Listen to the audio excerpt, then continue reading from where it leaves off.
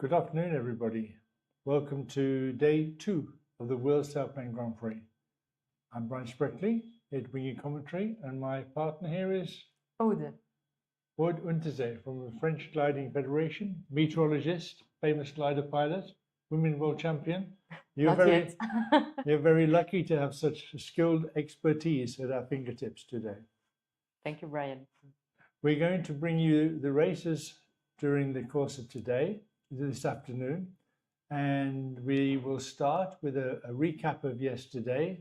We'll show you yesterday's highlights, and then we'll talk a little bit about the results for yesterday. So we're ready for the highlights for yesterday then, Seb.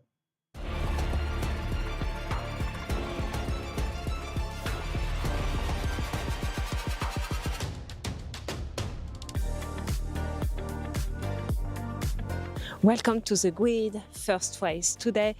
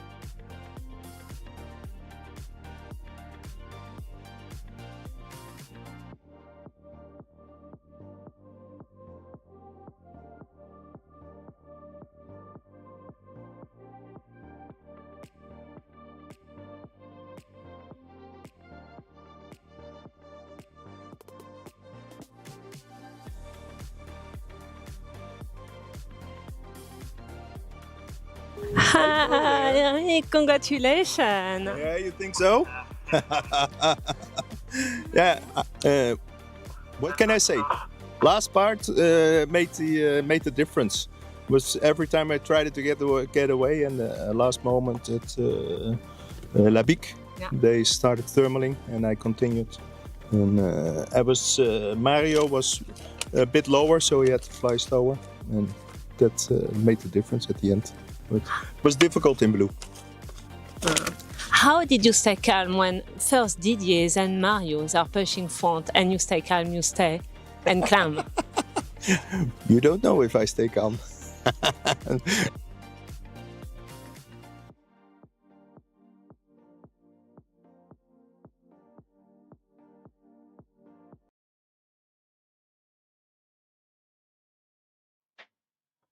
Okay, I hope you enjoyed the highlights. Unfortunately, we showed you the wrong version. We showed you the first version, which is very interesting. I'm afraid you lost the commentary, but it was at the end of the race when they landed. At first, we thought Eric Borgman was the winner, but in fact, he didn't make enough height at the finish. He was below the minimum finish height, which means he didn't get a valid finish. So the real winner was Stefan. We show you the results now. We can look at the total results for the day one of the racing. So yesterday, Stefan Langer made it home at the fastest, given the penalty points that Eric Borgman received.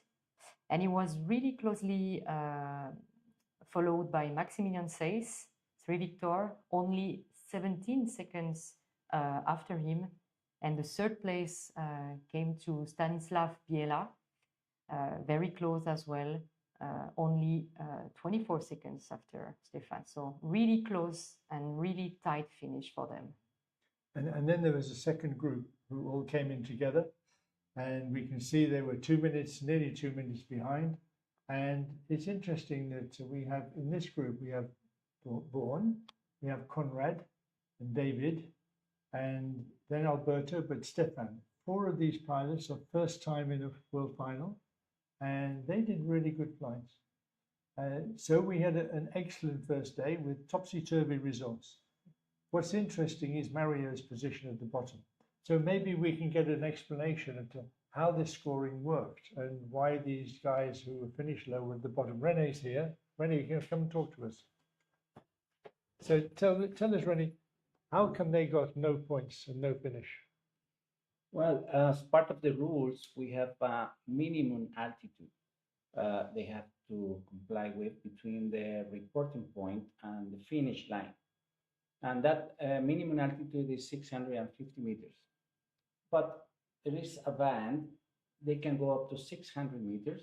And between those 2 points, I still have a valid arrival or finish with some penalties. But below 600 meters is considered as a not valid finish, which means 0 point, unfortunately. Which means no valid finish means no speed, no points. Nothing. We had 2 cases, which was very unfortunate, but it's Mario Kislin and also Eric Borgman. But the 2 cases are quite different. Yes. Yeah, I just want to get an update. Do we have any updates on start line opening? No, we have no update yet. So Yes, it was postponed 10 minutes, okay. Not before 2:10. So we were planning on the start line opening at 1400 local time. It's going to be 10 minutes later. So we have time to discuss this. Yes. Yeah. René? Yes, of course. 2 pilots came home first and second almost in the actual time, but they scored no points. Exactly. So we see that Eric was the first guy to cross the line. He was fast. He looked okay. He looked like he had enough height when he went round the control last point. Yeah. So what happened to him? Actually, he was feeling that he was enough high, but he wasn't actually, because I think he didn't set the correct finish altitude. Agree. I think he made a mistake. I spoke with him a few minutes ago before he launched, and in his mind he was 550. Oh, So 100 meters below, and yeah, that's very important. And he came first. That was yeah. So Eric, Really sorry, sad. Eric actually had enough height when they Absolutely. turned at the Exactly. turning point, but he made a mistake in the setting of his instruments. He made a mistake when he read the race sheet that said 650, and he thought it was 550. 550. So in his case, his loss of points on the day was totally down to a silly little mistake like that. It shows how careful you must be with these things. Yeah. But the other pilot, Mario, that's a different case. Yeah. What happened to Mario? Mario was actually already a little bit low at the last turn point, turning Sisteron below 1300 meter altitude AMSL, so it's really low at this point. And I think he figured out it would work ahead of him, and it wasn't as good as he planned on the final glide. So unfortunately, he just got lower and lower and couldn't catch the final glide. And he knew from the moment he left the last bridge to go to Sisteron that he was too low, and he tried Really? to, he felt the reach was working, and he might have probably a turn, but he had the pressure of having the pack in the back, Yeah. and he said, okay, I'm taking the risk, so I hope the valley in the last between the last turn point and report point will not treat me too bad, which didn't. So it was a good gambling. But I think the turn point treated him okay. I think he just arrived too low. Yeah, I talked to Mario afterwards, and he said, well, as he was passing the beak coming towards Ota, he knew that he needed 1,300 meters maybe, and he knew that he was a little low, but he could see on his farm radar behind him the guys behind. Yeah. He knows very well the Grand Prix scoring. What was going through Mario's mind was, if I make a turn here, they will catch me. Yeah, and they will be with me, and I cannot get back before them. I have to stay in front of them. We're almost home. I must stay in front. Yeah. But it's a classic mistake. It's a classic mistake. The pressure of people behind you in this sense is enormous, and he just couldn't resist stopping. Yeah. He had to keep pushing and pushing through, hoping that he would get that energy. Yeah.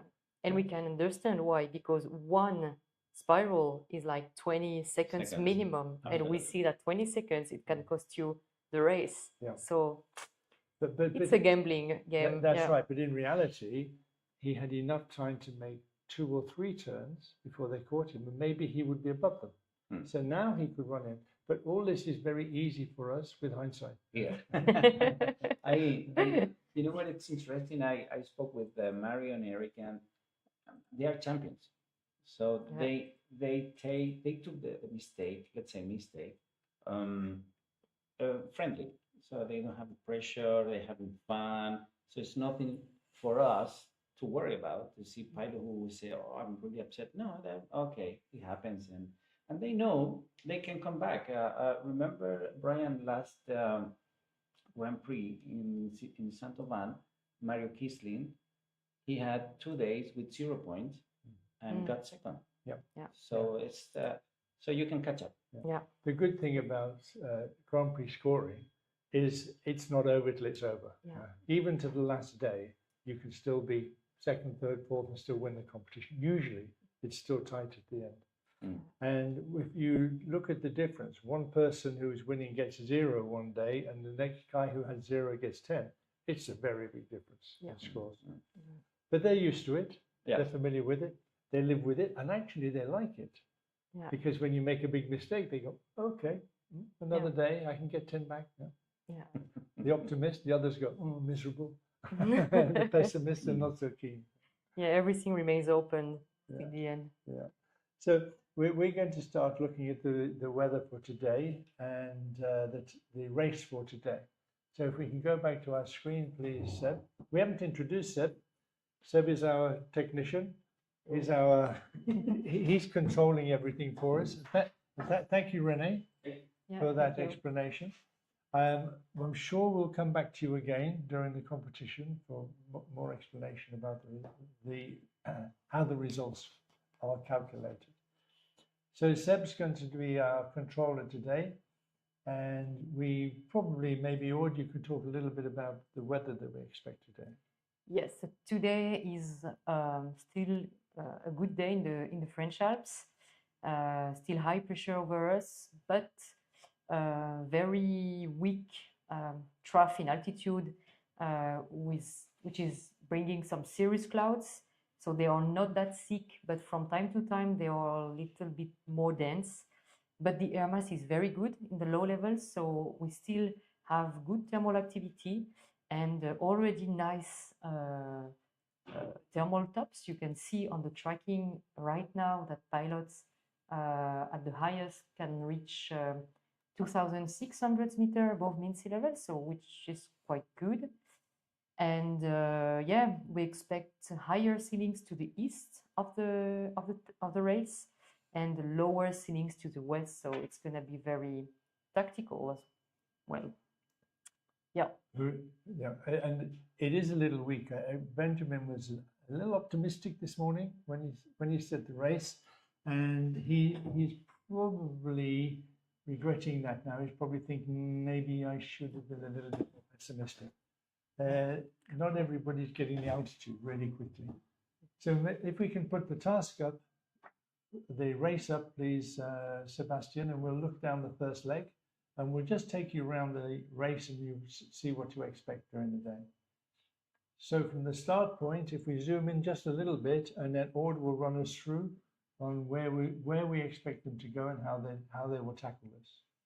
So they start from Vaumu Summit, which is northeast of Saint-Auban airfield, and they will fly first towards the northwest, so across the large Durance Valley and Sisteron Valley. So it's going to be already very strategic at this point because they will need to cross this big flat area. So many options already here, either to the west, either to the east, or maybe straight if they're high enough. So moving forward to the first turn point, we see the first crest of Saint-Genis. And here you have many options to gain altitude as well. Very good spots on the west side of Saint-Genis. And then towards the first point, if we move a little bit forward, you have this reach towards the point, which is also a very good option to climb. I think it's worth making the point that the turning point is the other side of the col. That's it. So they have to pass over the high ground to the turning point. Yeah. Down to the right of the screen, you have the Col de Cabre, which is a critical point, so to say, because you need to be high enough to fly over it and to fly back. So it's going to be interesting to see how they manage this first turn point. And how high is the Col de Cabre? How high is the Col de Cabre? It's a good question. I have it here, sorry. Col de Cabre is 1,200. 1,200. So it's quite low. It doesn't sound high, but they will be, maybe they'll be okay with that, but they have to go and come back. That's it, yeah. So that might be the tricky one. Yeah. So when they've taken the first turning point, we look at the options to the second turning point, going to the east. So going to the east, it's quite a long leg as well, where they will need to climb towards higher mountains. So many possibilities here as well to head east. First, we have this prominent crest of Les Apôtres, which is usually a very good spot, especially when you have west wind. The southwest slope is quite good.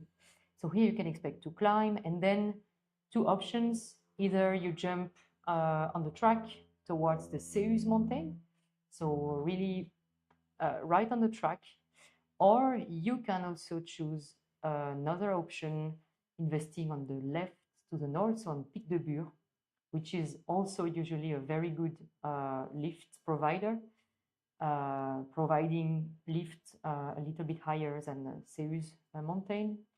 So here we may also observe different different choices from the pilots. And what it doesn't show us on this vision is the airspace. The airspace of Gap airfield, yeah. There is a parachute zone which is forbidden for the pilot. It's just south of the track.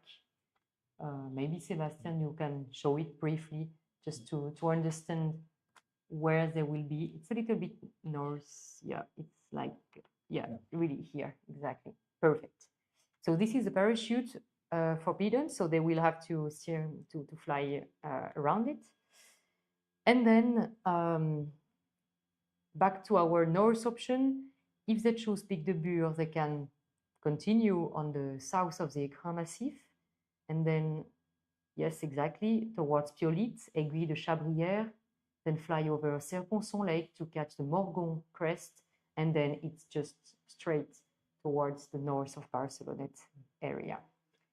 And on the next leg now, we're coming back to the west. We have to run out of the Barcelonette Valley.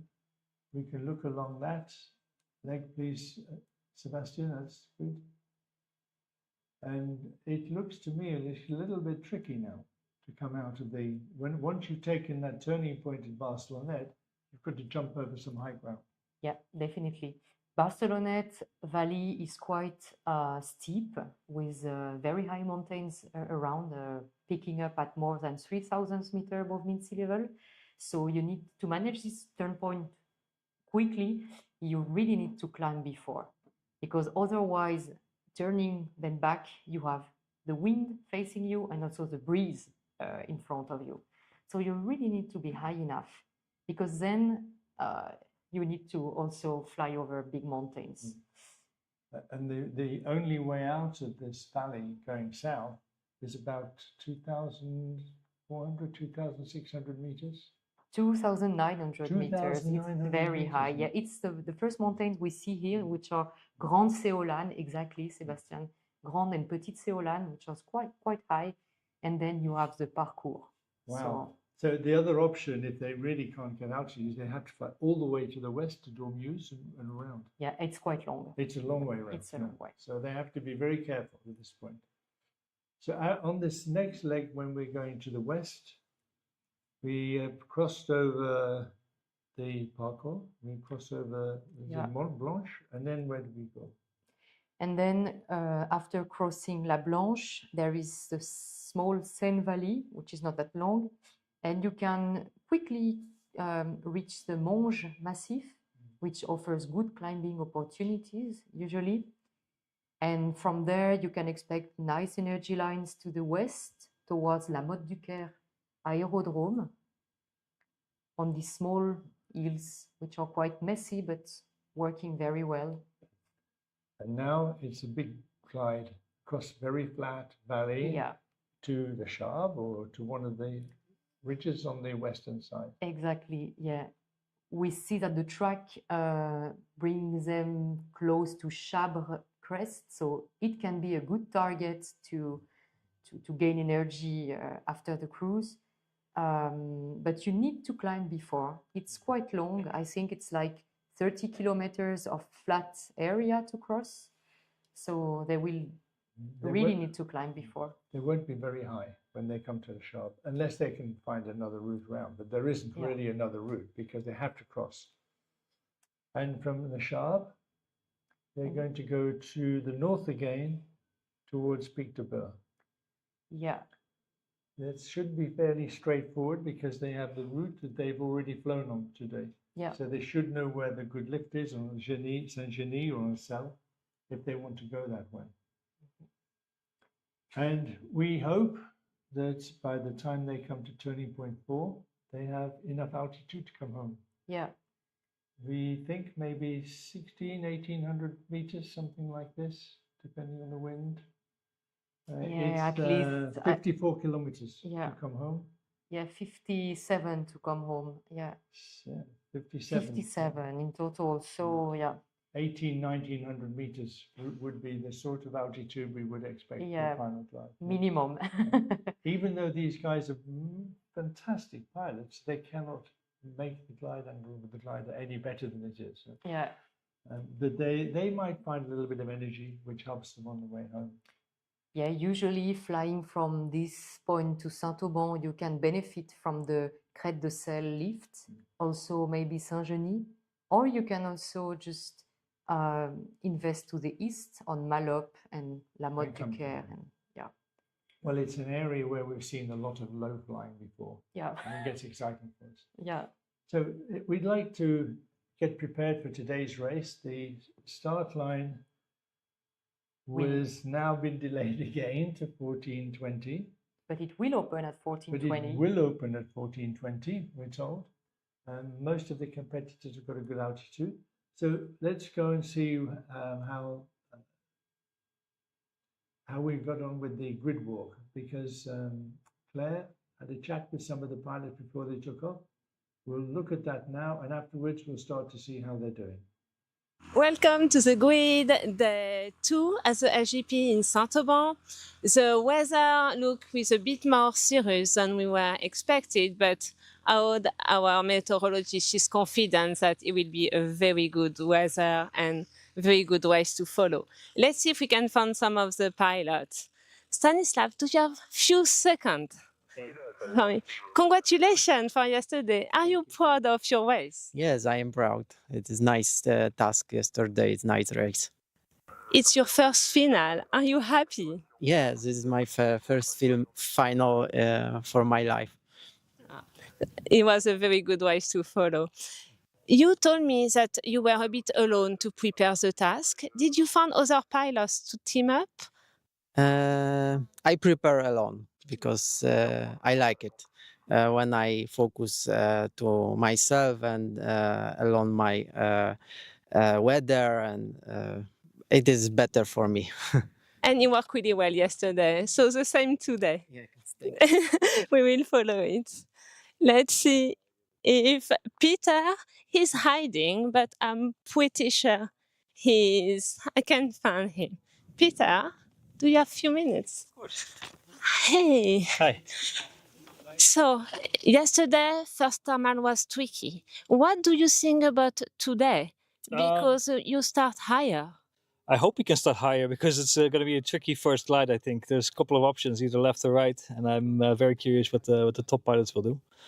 But I hope we can start a little bit higher, also with the cirrus clouds coming in. It might be tricky to find a thermal if you're in the front. Oh, this really confident. She found some glider flying really high already in Barcelonette, and the air mass is good. Okay, I hope so. That sounds good. I like the Barcelonette Valley. That's where I flew most of the time, so it's a sort of familiar place. Good. Have a good flight, and we will follow it. I think Gintas is coming. Be careful, we already are. Gintas? How are you doing? Okay. Can I ask you, you're flying a 29, it's your glider, but you changed for the final. What do you think? Was a good move? I don't know if it's good or not good. I just had a chance to try the Ventus 3, the most modern stuff, and they say it's very suitable for the Grand Prix, so it was kindly offered by the Lucas Nirdash, first designer, for me to fly this, so I just took opportunity. I don't know, is it advantage or not? I will try, I'm gonna see. How was yesterday? Difficult job, difficult to get this 1 point. It's very hard job to get 1 point in this competition. Yes, you have also a very good competitor. Same those today? Those are better. I'll do my best anyway. I'm trying. My task is like ultimate goal is just to make a task, and I'll see.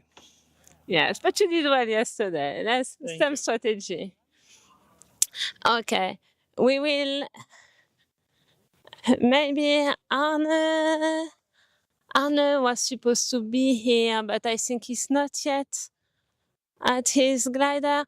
Let's see if Max have 2 minutes for us. Yeah.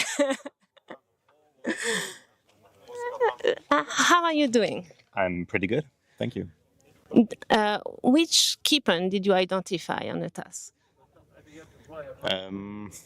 There's quite a few today because There's multiple Durance Valley crossings from east to west, and those are tend to always be a bit tricky because there's many different options. You can go either on the ridges, for example, on the second leg going to Barcelonette. You can either try to stay on track or go a little bit south on the ridges or all the way north on the ridges with the southwest wind that's expected. That might work as well. So there's many different options, and I think the task setters did that on purpose. So this task with these turn points so as to have many different options, and so I didn't identify one thing in particular, but there's many, almost basically on every leg there's 2 or 3 different options, so we'll see. The pilots are talking about the briefing of the French team. Okay. Did you identify other things that you did not talk about with me?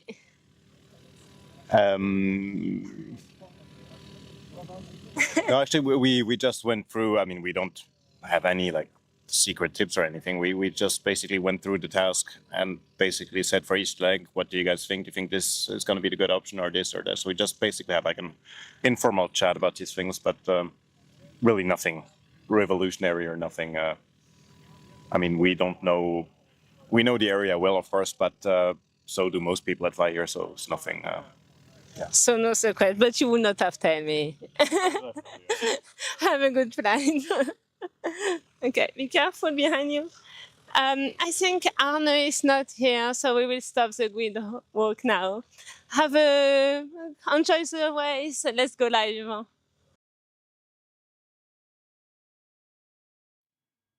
Well, that was interesting. Yeah.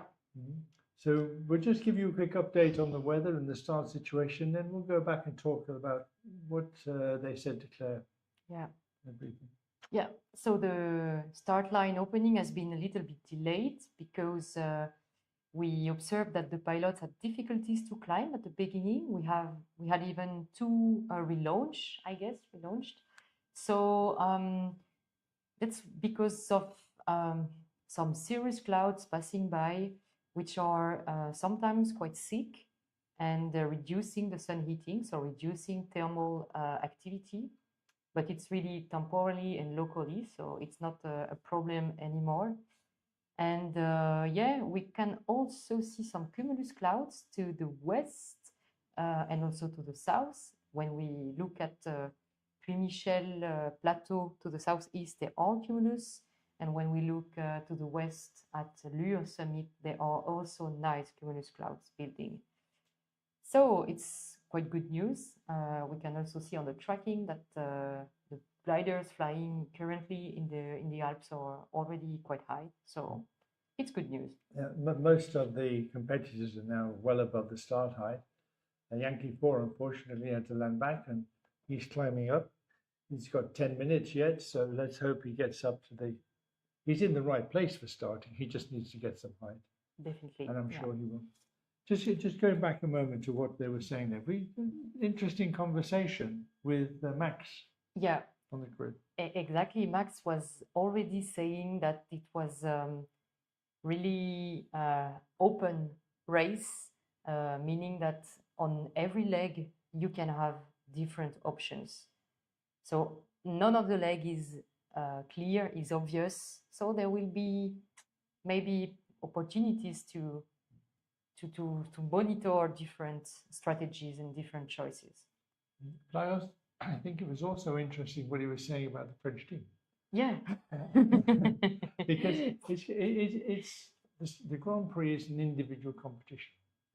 Everybody must stay on the same frequency as a single mono frequency, and everybody must fly individually. There is no team flying. There's no flying with teammates, no pair flying, anything like that in this competition. And it's always been like that. And that's one of the very strong parts of the Grand Prix. It's an individual competition. But of course, on the ground, pilots from the same nationality will come together to discuss tactics and how to fly and this sort of thing. Yeah. And we just happen to be in the place where the French team train, and we just happen to have 5 French team pilots in the same place. So it's a coincidence, and it's inevitable. You cannot expect the pilots who come from the same country to not talk to each other before they fly. Definitely. And we've noticed that there is also the German pilots tend to talk together. And we see what Stanislas said. Stanislas said, no, I like to be alone. Yeah. I like to focus. I don't Yeah. need to talk to anybody. I like to make my own decisions, do my own thing. Yeah. And fly quietly, calmly. Yeah. Because there is a disadvantage with having opinions from other team members. And the disadvantage is it influences your decisions. Yeah. And you're not doing what you want, you're Yeah. doing what somebody else has suggested. So the commitment to it may not be the same. Mhm.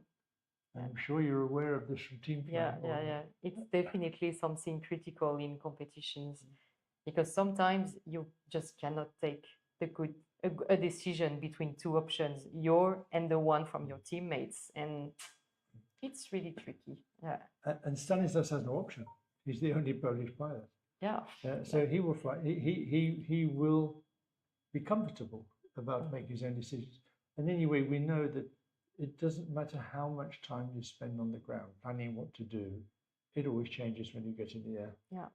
Once you get the first thermal, it's all different. Yeah. And then you have to start thinking maybe that plan isn't such a good plan after all, or maybe we can't do that because we can't be high enough. Yeah. So I thought that Peter Milliner said he's very familiar with the Barcelonette Valley. Yeah. It's going to be helpful to him today. Yeah. Yeah, I think Peter's familiar with flying in that area, in the big mountains, out of Barcelonette and towards the XII and the top of the valley, the Briançon, that area. Yeah. But I don't think he's very familiar with flying to the west and the south. I think he finds that, and that's true of several pilots, they don't very often fly away from the mountains when they come to the Alps. They fly into the mountains. That's why they come here, which is why these tasks are so challenging for everybody, because it's not the way they would normally fly. Definitely not. Yeah. And that was also the goal of the task setter, who wanted also to add some variability and some challenge also for the experienced pilot here. And Gintas, I didn't realize, of course, Gintas isn't flying his own glider. He's got an ASG-29. Yeah. And he's flying a Ventus 3. So I sympathize with him, because whenever I've flown in competitions, not in my own glider, I've never been really comfortable. I've always found that it's not quite the same as when you're in your own glider. Definitely not. Yeah. And trying to put up a really good performance in a rented or a borrowed glider, it's tough. Yeah. It's tough, especially when it's got variometers and things that you're not used to. And they're so complicated now. Well, they're not complicated if you understand them. They're complicated for me. But it's very easy to make a small mistake in the setting of it. Yeah. Gintas is a very good competitor. He's been flying Grand Prix for quite a while, and he is probably what we would call a dark horse. Yeah? He's always there. He got a point yesterday. He was happy about that. He's there. He'll perform quite well. And on some days, he'll get a little bit of extra luck and he'll do really well. Yeah. But you don't very often see him right down at the bottom. I was also quite impressed yesterday with Hotel Charlie. Vaughan. He was flying quite independently yesterday. Yeah. And this sort of flying obviously suits him. So we've still got 13 minutes to go to the start line, haven't we? No, sorry, 7 minutes to go to the start line. I'm reading it wrongly. Yeah. 6 minutes to the start line. And we can see that I think everybody's got a good altitude now.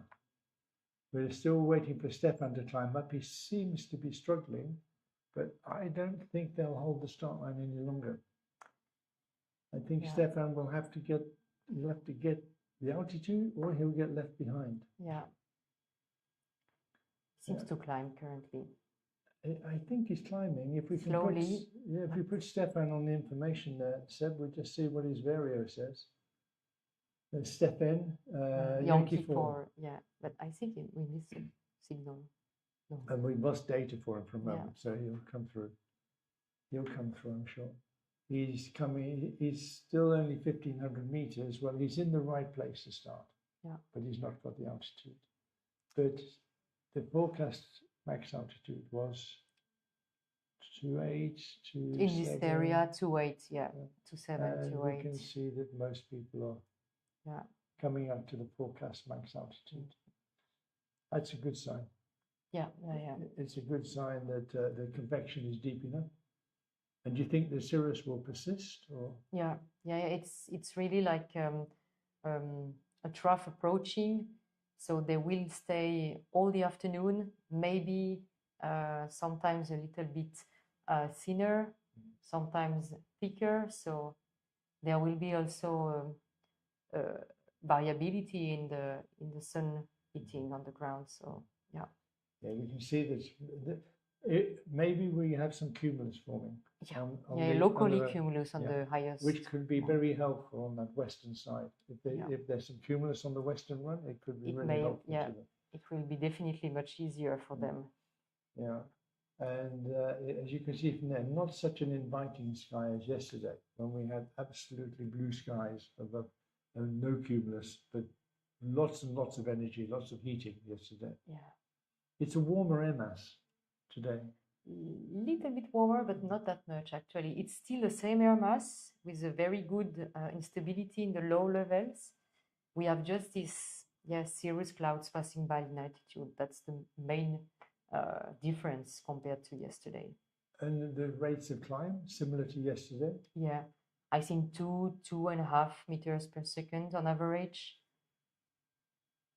That's okay. Yeah. That's okay. And one of the things I noticed about your weather forecast this morning is on the surface is not much wind.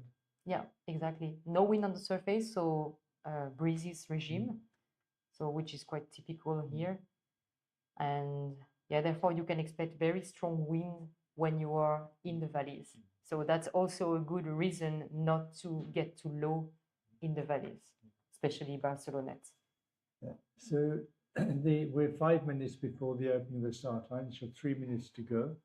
And so circling to the right in the zone prior to the start is prohibited. Yeah. So if they go into the zone behind the start line, they can only turn to the left now. Yeah. When we get to 1 minute before the start line open, then they must be behind the start line. Well, we can see that actually most of them are already behind the start line. Yeah. And the start zone is a semicircle that runs around with a radius of 0.5 kilometers, runs around the start, and it's in that zone that you cannot turn to the right, only turn to the left. It's exaggerated here, the scale on the map. Yeah, it is exaggerated. Yeah.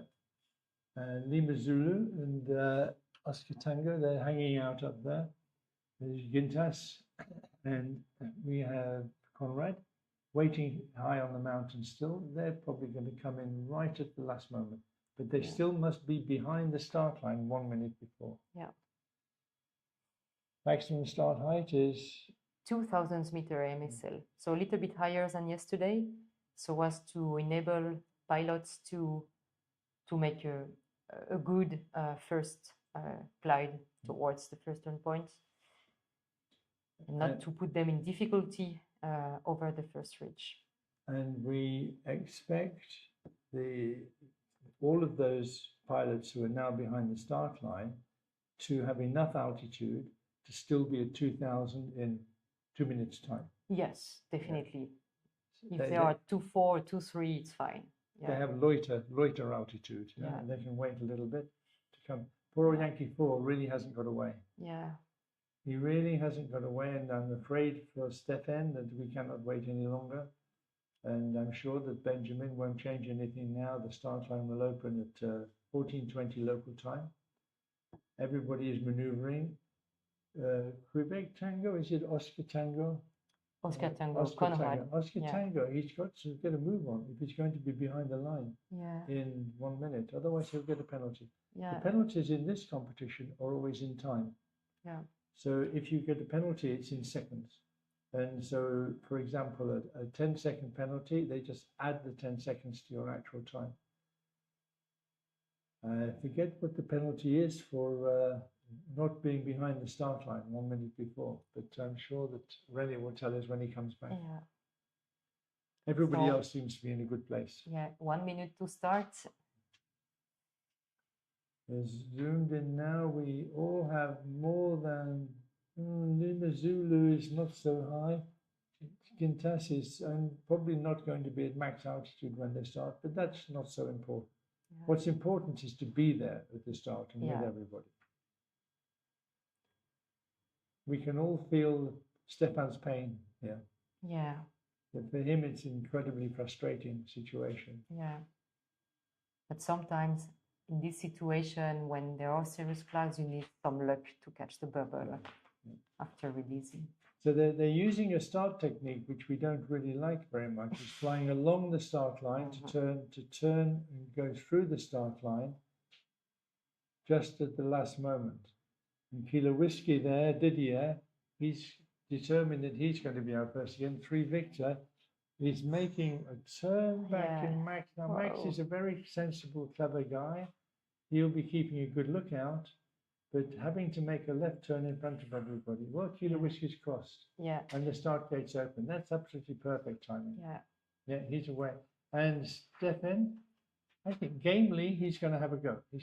Maybe he's going to see if he can get across the start line and go with them. Yeah. But you will get a penalty for sure not being Not being behind. Yeah. Yeah. Look, it won't matter to Stefan. He's pretty much out of the game now. Yeah. He should have a nice day now and not worry too much about it. Yeah. And Charlie Tango seems to be heading straight off. He's actually running a little bit to the right of everybody else. That's Klaus doing his individual thing. And Alberto, he's going off to the right. Maybe we see 2 completely different plans here. Yeah. It's really spread. Yeah. Well, all the guys in the middle, maybe they just can't decide what to do. Yeah. Who do we go with? Well, Didier's really chosen to go to the west. Yeah. Leo's chosen to go back and get some more altitude to climb up. In energy there, we can see that he's higher than when he started. And Lima Bravo, Kevin's going to go straight on. Where are they heading for? They're heading straight for Saint-Genis. Yeah, on the first mountain, which is Gache, south of Sisteron. Yes, of course. I guess the target Gache so far. And Gache is quite a long ridge. Yeah, it's a long ridge facing the northwest. So with westerly wind, it can trigger some thermals on the west side. But it's not that high, so usually you don't find really strong thermals. But it's one of those situations where if you don't find a lift, you've already committed your route. Yeah. You've already decided what your route is. Yeah. Whereas I think if you go much more to the left, there are more options when you start to get a little bit lower. Gache is just in the middle of nowhere, of nothing. It's just flat after. So if you do not climb there, you need to invest strongly. Now, Didier and Eric have both decided immediately we go to the west. Yeah. We're going to take a western route, and maybe there's a little bit of cumulus on that route. I don't know if we have a webcam for that area, but we can see that there's a definite decision by 4 pilots to go off to the left. It seems they are heading to the Crête de l'Âne and La Platte summit, which then enables them to line up onto Chabre and Beaumont, which is a good route on the west. Well, it makes our life quite interesting, trying to follow 2 groups at the same time and work out how they're doing. Even 3 groups, because there is also an east option. Yes, Stanislas has now said, no, let's go further east. Let's go right over here. If we're going to go east, let's make it really to the east on this leg. That could be good. If you go right back onto the high ground, it could be a really good tactic, but it's quite a long, well, both sides are a long way off track, really. We won't find out which is the right decision until they're probably halfway down this leg, and then we might see some change, see some differences appear between them. Yeah. Didier is pulling Eric along. Eric and Didier will be very happy to fly together. They know each other quite well. They both know the area very well. I think they'll be okay, and I think that Vaughan will be pleased to be with them. Vaughan and Peter, they'll both be pleased to be it's with a them. good gaggle, also good group. Yeah.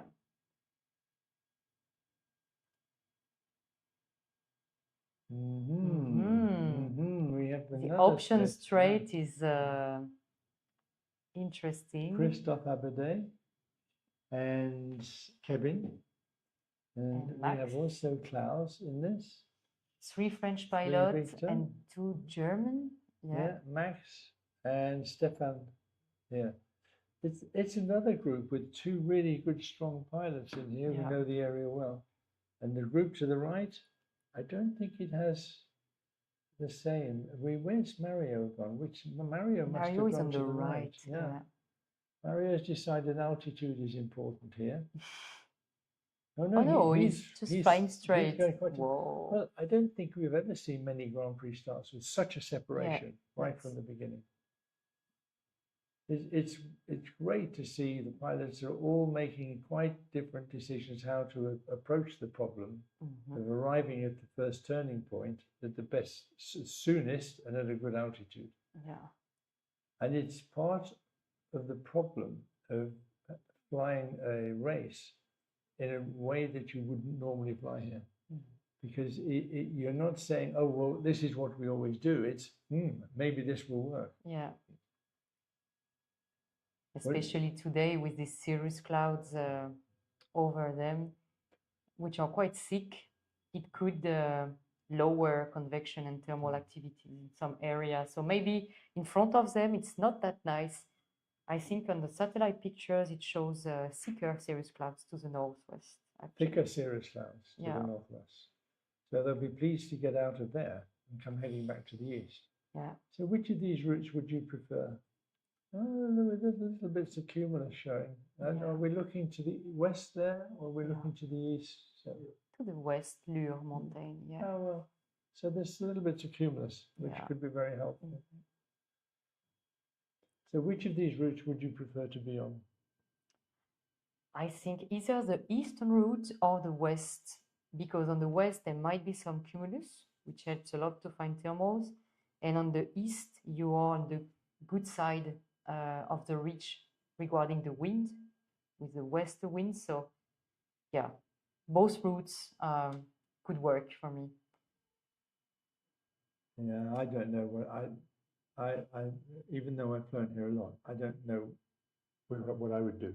It's difficult without looking at the sky and it's going to be quite interesting. It's going to be a voyage of discovery for everybody here. And the middle group may join Mario on the Tête de Boursier. It's possible that they meet together on the slope south of Gap. We'll see. Mario certainly seems to have chosen a very good route to get ahead. Yeah, because he's still high. He's done very well. Yeah. And Stefan Langer and Christoph are flying together here along with Max. They are a good little group working together here. And Lima Bravo's with them as well, Kevin. Yeah. They're going to work pretty well together. But certainly Mario seems to be pulling ahead. Mario's already arriving on, is that the Crête de Sel? When it's arriving at Saint-Genis? Not already, it's Tête de Boursier. Tête de Boursier. Malope and then Tête de Boursier. Malope, okay. Crête de Sel is just west. So he's going to have to go west now because of Gap. Definitely. Yeah. On the other side of the ridge in front of Mario is Gap Airfield, and he cannot fly into there. He's flying more or less over the winch launch airfield at La Motte de Caire. Yeah. He's very close to that. So from here, we expect him to go much more to the left, across to the Crête de Sel, and maybe finding his way further and further to the west. Yeah. It's a good tactic if it works. This is the famous Didier and Sébastien Carver ridge from Sisteron competition. I still can't get over that day. Yeah. It was remarkable. It can be really good on this ridge. All along, you can fly straight sometime. Well, I don't know how the ground at the bottom of this ridge, 400 meters, 500 meters, the valley, 600 meters. 600, yeah, yeah. at the bottom. and they were flying at 1,200, 1,100 Yeah. all the time. But it can work at this Yeah. altitude actually with the breeze and Mm, thermals. mm. It's a south ridge, so But there's now the Kilo Whiskey is a good climb now. He's yeah. climbing well. It'll take some time to get the altitude, and they will go probably further over the hills, more towards the west, and come up to the turning point on the high ground from the south. Yeah, it's a really good strategy because they are upwind. They are really they have invests facing the wind, so they will have this advantage when getting closer to the first turn point. They're a lot further away. Maybe you could put distance to the turning point on for us, Sebastian, and we can see that the distance of Kilo Whiskey and his group are they're a lot further away from the turning point than India. Yeah. Looking down now, Didier's 44 kilometers and Mario's 37. Well, 7 kilometers already on the race. It's quite a lot. Yeah. But it could be okay. Yeah. We don't see how Mario will manage the next climb, and because he will need to climb before turning the turn point. He cannot cross Bueche Valley without climbing.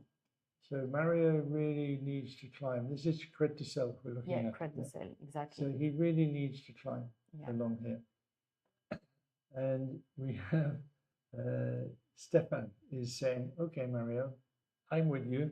I'll be there in a moment.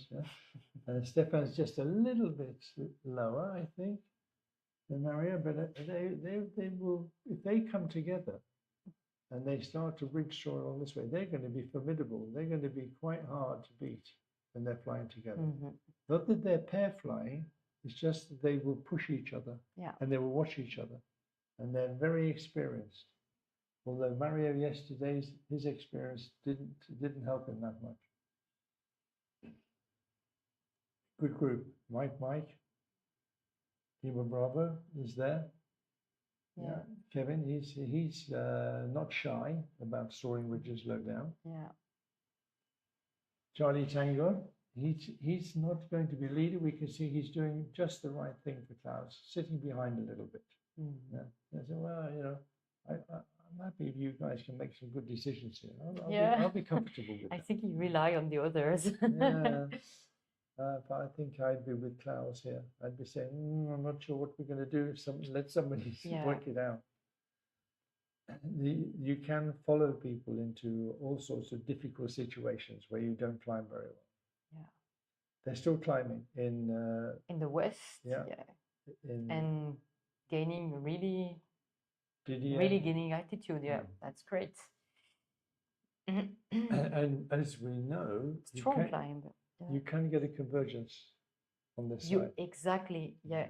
When we have this westerly wind in altitude and breezes on the surface, usually on the west side of the Bueche Endurance Valley, we can have this convergence placing roughly between Lure and Diwa.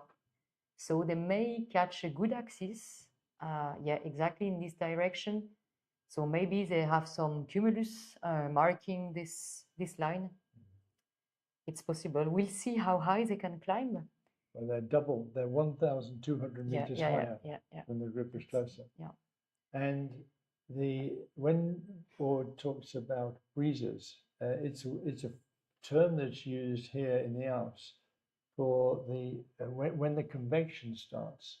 And the warm air starts to rise up on the mountain and the massif and the different mountain ranges and ridges.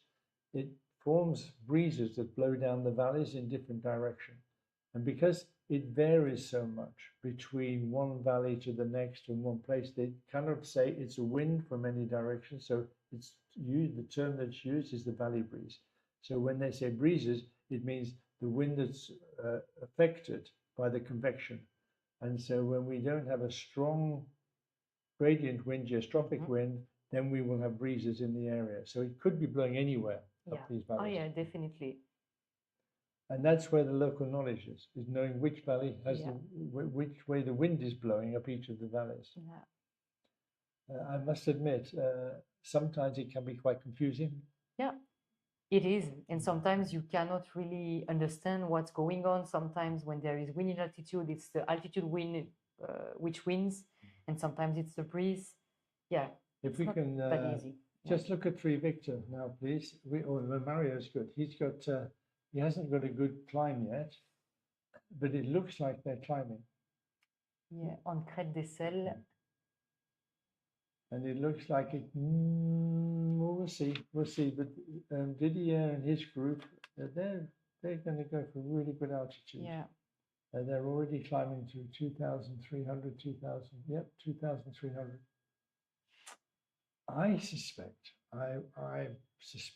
that the Mario and Stefan's direction is going to be better. I have a feeling that it'll pay off. Yeah. It's going this way. Because it's much shorter. You need to Yeah, have that's you need to true. have a lot of excess energy to make it longer, especially if they can get a good climb there. Yeah. So Mario is not really showing. We look at Tulima. There, Seb. Tulima seems to be climbing well. Christoph. Yeah, he's got 1.5. It's not so strong. It's not bad, but it's not so strong. And the west option gives the advantage of flying high, and usually the thermals and everything is more stable, it's stronger also in altitude, so they may fly in better conditions because they are just higher. You think it's more organized? Yeah, in altitude, And they have the luxury now of only being 4 of them, of not having a lot of gliders in the thermal, a lot of sailplanes together, which will cause them to be not climbing the optimum in the thermal because they can't maneuver into the optimum. Yeah, that's the very good point. It's the ideal numbers just to fly together, not, But it's quite normal for in sailplane racing for the sailplanes and the pilots to fly very close together. They're quite used to flying within 2 or 3 wingspans of each other. And people in other forms of aviation think we are completely bonkers. They're flying so close together. But it's normal because we have a way, we have a protocol. So we know that if we fit into a pattern and we all do the same thing, it's like cars going around a roundabout. As long as everybody goes the same way around the roundabout and they put the middle of the roundabout in the right place, it's fine. The problem starts if somebody moves the roundabout a little bit and half the people move and the other half don't. So with 4 gliders, it's fine. It's not normally any conflicts. It's normally quite easy. Oh, look, Kilo Whiskey is spiraling. Good vario, on average 3 meter. Happy. Yeah. That convergence line, it could well be marked by little bits of cumulus. Yeah. And is the air mass getting moister as it comes from the west? No, not really, but with the convergence, you have an enhanced thermal activity, so it can reach easily the dew point and generates more clouds. 2,400. Wow, it's amazing. And the average climbing speed is good. Yeah. They've chosen well here, but we don't know yet. The proof will be who gets around that turning point first. Yeah. Who will arrive first at the first turning point. Yeah. And when they do arrive, there'll be a group of people. Now, it's a long way to go. Yeah. There's a lot of flying, but it's a big advantage to be around there in a small group like this, small group of good pilots. They will be able to work together. Eric will work very well with Didier, I'm sure of that. Mario still rich flying on Montagne de Jour. It's the last opportunity to climb before crossing. Yeah. So it's like a great big no through road sign at the end of this ridge. Mario, I'm sure he can say it. If you get to the end of the ridge and you haven't climbed, then what do you do? if you go on, you can get into really a difficult situation Yeah. where you can't climb. The little hills near to Serie airfield, are they in front of them there, just to the northwest? Yeah, this is Les Apôtres. So this is the next option if they do not climb, but he will arrive there very low. Not sure he can catch something. I think they have to climb. Yeah, they have to climb at some point here before. Yeah. And just to here to the south, you have Seilplane airfield. Yep. Serie, yeah. And just there, there's a place where it's possible to climb, just on the, Yeah. a little bit south, just here. It's sort of a little bit off track, and they lose some of the benefit they gain. To get any real benefit from this track, they need to climb now. Exactly. They are climbing okay, though. Mario is not climbing as well as Didier did, but he's climbing okay. Yeah. Maybe we go back to distance, Seb, and we just look at how the distance is closing in on this. We can keep Mario's altitude on.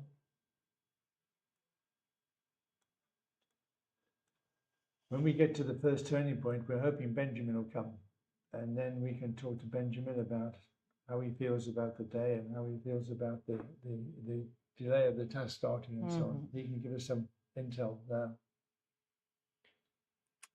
Lima Bravo's there. He's I always think that Kevin's got a lot of potential. Yeah. And he's just a little bit more experience to use his skills there. Yeah. And he's with good guys. He's with Max, with Stefan Langer, and with Mario. You couldn't be with better company. Yeah. They're really good. And I think that Christophe Abonnet is still with them. Yeah. But they seem not to climb that good, actually. It's not the strongest thermal. In the Flam range, for some people, is more than 10 kilometers, 20 kilometers, the range that they've got on their Flam. But a lot of people don't have very much range on their Flam. Yeah. So there's just a chance that this group can't see the other group to the west. They don't know what's happening. Yeah. And they will now be thinking, hang on a minute, there's only about 8 or 9 of us here. Where's everybody else? And the group who've gone to the west will probably see these because they're much higher. Yeah. You see, they are 1,000 meters higher than the others. They do have a lot further to go, though. They've still got, Didier's got 31 kilometers, and Mario's only got 21. So there's 10 kilometers, 1,000 meters. The west group is a little bit faster. Yeah, I think so. It's beginning to look like that. Yeah. If they get a good run, Yeah. Mario and Stefan get a good run, it could come together. Yeah. But they really do need to be a bit higher than that. And one can't help thinking that they actually know they would like to be higher. And they're likely to stop and climb, and even the thermal is not so well. Yeah. We can see that Max there took a turn to see if there's anything, to see if he could nurse a few meters a second out of that thermal. I think they're heading for Les Apôtres. Yeah, this is a ridge just in front of them. So with west wind, that better catch the ridge on the southwest side, because otherwise they are downwind and it can be really quick, very low. They've got to go more or less to the end to climb. Yeah. I know this ridge very well because I've flown quite often at the airfield just underneath this ridge. Oh, Aspre sur Bush. Aspre Bush, very nice airfield. Yeah. Slopes away to the south, but it's beautiful. And when you have a true valley breeze with southwesterly, it's a beautiful ridge. And you can climb away easily. But when it's more westerly, it tends to run along that face, and you've got to get round the corner to be where the lift is good. Well, they're climbing okay now. Stefan's got 1.5 meters, so 1 meter. Well, what are they doing, the others? Keep on flying. Whoa. That's bold. Minimum altitude to arrive there to get good lift is got to be 1,200 or something like that. Yeah, Les Apôtres is like, it's not that high actually, so you can arrive quite low. But if it doesn't work, where do you get stuck? Yeah, 1,500. Yeah. It's definitely an end of the road thing. It's got to climb here to Yeah. get over the col to the next one. There isn't a route you can continue at this altitude. And India, and I'm sure there's a feeling they're all pulling each other along. And it's good. I mean, Yeah. it may work out absolutely perfect for them. Yeah. It may be just what was necessary. Yeah. But we can see on the kilometers that Didier is still 9 kilometers behind. Yeah. Yeah. But staying high, I But a guess. lot higher. Yeah. Yeah. Yeah, because Didier, he's 2,300 Mm-hmm. and heading right along the top of the high ground on the west side there. Mhm. All of the ridges should be giving him some help. Yeah. And behind Didier, who we got within his group, Eric Yeah. and Peter Peter and and also Conrad. Conrad. Yeah. Yeah. Hotel Charlie. No, he's born Hotel Charlie. Yeah. Oh, So sorry. we've got Yeah, the names. Bjorn. Yeah, Thanks yeah. for the names. Sorry, It yeah. keeps us honest.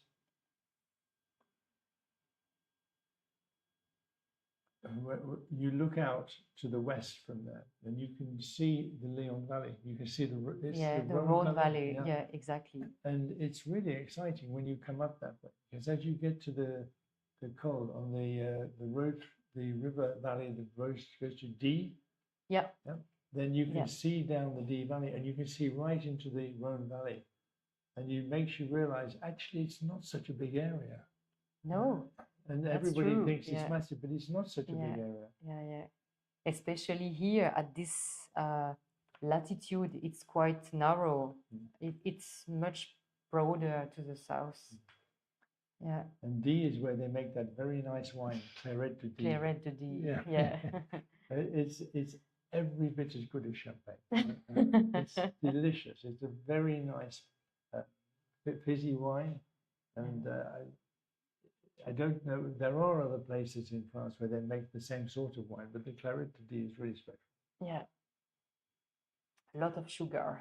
Now, are they climbing on the ridge? Chris, the altitudes aren't changing as quickly as they would like, I think. They've certainly done well to get to Les Epotes at this without having to stop. Yeah. And again, I think if I was in Stefan's glider now, I'd be thinking, where is everybody? Yeah, we aren't so many here. We left them behind. Have we been left behind? I'm with Mario. That's good. And with Max, that's also good. And now we're beginning to see the other guys who went a slightly more conservative way are coming in behind them. And it's quite interesting. Somebody there is at 1,700 meters. So we have Mike Alpha. Mike Alpha. He's at 1,700 meters. That's not bad. Yeah. Haven't got a Mike Alpha. So if they struggle to climb here, they will catch up behind and they will become a big group. And it can become tricky when you are close to the topography, close to the ground, and a lot of gliders. It's going to be challenging. So I think it's fair to say the majority of people went this way. Yeah. And we're only 5 minutes away from seeing which was the best route. See, Didier is still 2,100, and they're now climbing at 1,500, 1,600. It's going to be close. Yeah.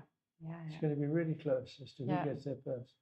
We like this because we now have lots of little races. Yeah? We have a big race, and we have little races, and this is a little race. Yeah. So whenever you're ready, Ben, you can come and join us with our third seat here and enjoy the spectacle of who gets first round the first turning point. Not climbing fantastically, but they're climbing. Yeah. They need to climb. What would you be comfortable with, leaving here to the turn and back to here? To be sure to be able to turn and back again, I would say 2,000 meter AMSM. to be sure to come back then. So the distance between the top of Les Epotes Yeah, and the turning point, it's going 10 to be Ks. yeah, They have 10 10 Ks. Ks left. So, So 20 Ks in and return. So it's going to be 400 meters, yeah, 500 something like meters this. maybe. Yeah. Benj, come and join with us because we're having fun here. Yeah. So what happened? A lot, happened? a lot. I know what happened at the start. I can explain, but I had to delay a bit the start because we need to make a fair start for all the pilots. Only one landed again on the airfield a bit too late, and he had just 20 minutes to make it again. It was a bit tight, so Yankee 4 from Germany. But all the others were able to be in a good position for a start. And then I don't know what happened after. Can you tell me? Pretty much, you know, you Yeah. want to be watching the commentary, man. It's, Oh, it's okay, I really will watch cool. the commentary Yeah. after the race. So Didier Yep. and Juliet Echo, Eric, Just golf. Okay. Just- sorry, Golf, Juliet yeah. Golf, they went way off to the left. There are two pilots from Vinon. Huh? Yeah, and then a Yeah. couple of other guys came with them, but basically they went way off to the left. Okay. Mario and Stefan went off to the right. And, Okay. And Didier and his mates have climbed really high. Mario and Co, they haven't. So highway and a speedway, but lower. Yeah. Yeah. They've taken the highway, they've taken the low way. Now Mhm. we're going to see who got it right. Yeah. Because they've got to Les Epotes at 1400 meters and they're climbing, but nothing like as well as these guys. So the group on the right is the Mario group. Yeah. You Yeah. can see on the bottom of the screen. Mario, Stefan, Most of the Max, pilots. Yeah. they're all there. Mm. And a big group, but 4 little lonely people on the high ground. It looks like they're going to go first. So what is the explanation? Why they can go so high? The guys on the left. We're not sure, but there might be some cumulus clouds and maybe this confluence line to the west. So maybe they saw that and they said, "Oh, it looks high there, and let's try it." And indeed, they climbed up to 27. Wow. Yeah. 2007 meters. 2000, Their first thermal was really good. Yeah. And then they took another one off the sharp, I think, Yeah. and that went back up to. But also, they were good climbs. They were 3 meters. So I think can we make it a bit from the top, zoom out? I don't know if you explain this kind of convergence, how it works. Yeah, we pretty Yeah. much between the breeze and the west wind. Yeah, we did that. It's yeah. I know it's difficult sometimes to understand because everybody thinks the air mass is mixing easily. Yeah. It is not the Yeah. case. Yeah. And yeah, 2 air mass with just a tiny bit of difference for temperature, moisture, anything is enough to make a kind of collision. Yeah. It's a soft collision. No worry, Yeah. but still a collision. If we can come over the top of the turning point, please, Seb, and we'll see what happens as they come in. So Kilo Whiskey is now Not- on the not first too turn point, I close. think. Yeah. Kilo Whiskey is our Didier House, yeah? Yeah, Yeah. and he's just about to take the turn. In fact, he's just, here we come. He's coming back in with his data again. 1700, it's good. It's good. Yeah, he's straight on to Yeah. Les Epotes. Yeah, I Straight- think he will straight go. to Pic de Yes. Bœuf. Yeah. Yeah, Just straight to cruise. his airport. West face of Pic de Bœuf.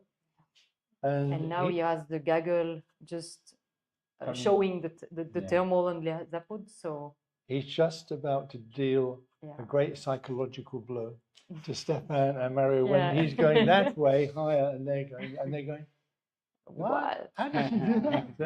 But the big question will be, Didier is known to be like a lone wolf. He makes his own decision and he keeps pushing. Perhaps he will make it today like, oh no, I made kind of a job. Mm. Now I can perhaps manage the Do you race know, a there's bit. an old saying, you cannot win the day twice. Mm. If once you get in front, it's a time not to take so much risk. Yeah. And Didier knows this place well enough not to take risk. He knows where the conservative routes are and where the risky routes are. But So- I wonder if it's in his psyche to take an easy way. I don't know. I'm not sure. We are talking a lot with Didier because he was with me in the French team when I started to be in the French team, and so he's like a father for me for gliding sport. He was really supportive when I entered the French team, and so I have a lot of respect. And I can tell you he's one of the best pilots in the Southern Alps. But you can see that it's not a lot of margins to go back. Yeah. Yeah. But yeah, it's blowing up now. Perhaps a nice thermal. Yeah. A lot of times exactly there on Yeah, this position. you have it. Yeah. The air coming from the dome on the right part of the screen. Yeah. So this way. Is blowing from the right part of the screen, and then you have the breeze coming from us. Yeah, exactly like this. Thank you, Sebastian.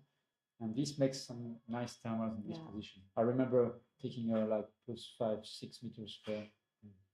Well, he'll be happy with that today. Yeah.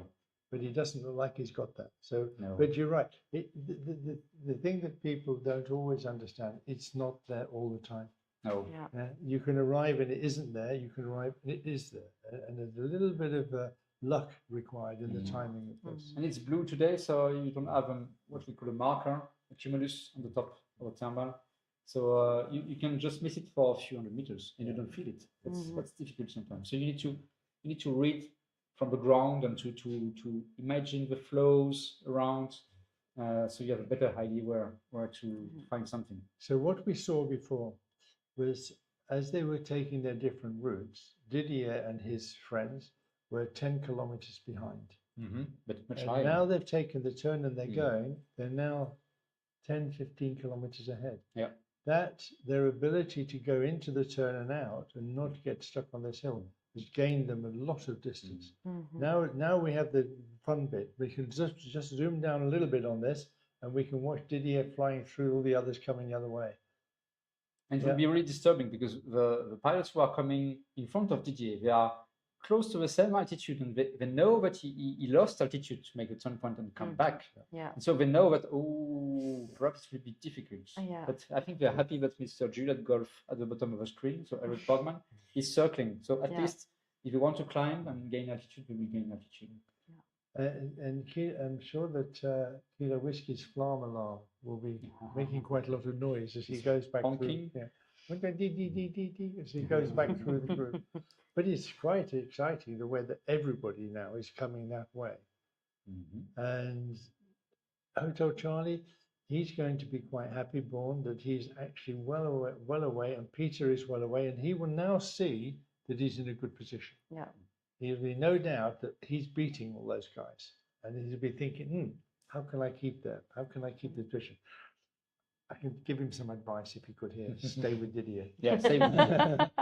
So Didier made the first turn point. I think Björn Ginzel, Hotel Charlie made the first turn point. Now it's Mike, Eric Boardman, Eric Borgman, Juliet Golf. So we have 4 pilots together, the leading group. And Adrian has pushed on out of that group to be the first into turn of the guys who went to the eastern route. But we should see Mario turning any minute, and Stefan Langer, and also Max. They should be turning quite soon. I see that Mario took quite a bit of time to climb on the Les Apotres, 2,100 meters, something like this, because perhaps he knows that already made a mistake, and he does not want to make a double mistake now. And let's see, there is still 250 kilometers to do, something like this, 220, and it's not a simple day. I need to not lose. Yeah, that's right. And Fox might turn quite low the first turn point. I don't know. Fox Mike is Adrien. Okay. Yeah, well, Adrian's always around there somewhere, isn't he? Adrian, we're going to ask you to stay here. Okay. For just until they get to Barcelonette. Okay. Then I will. So we switch. Yeah, we switch. Oh no, you're going to stay here, and Ort's going to have a rest, and we're going to talk our way into Barcelonette. Then Ort's going to come and talk them out of Barcelonette. Yeah. Okay. So see you later. See you later on. Thanks. Thank you.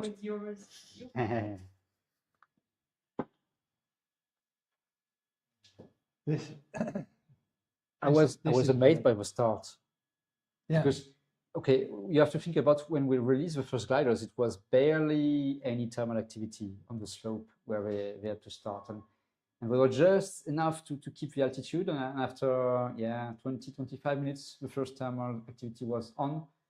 And the pilots, they made a really great job. I have to say, I pushed back a bit the start line opening, but still they were able to make a really, really great start from my point of view.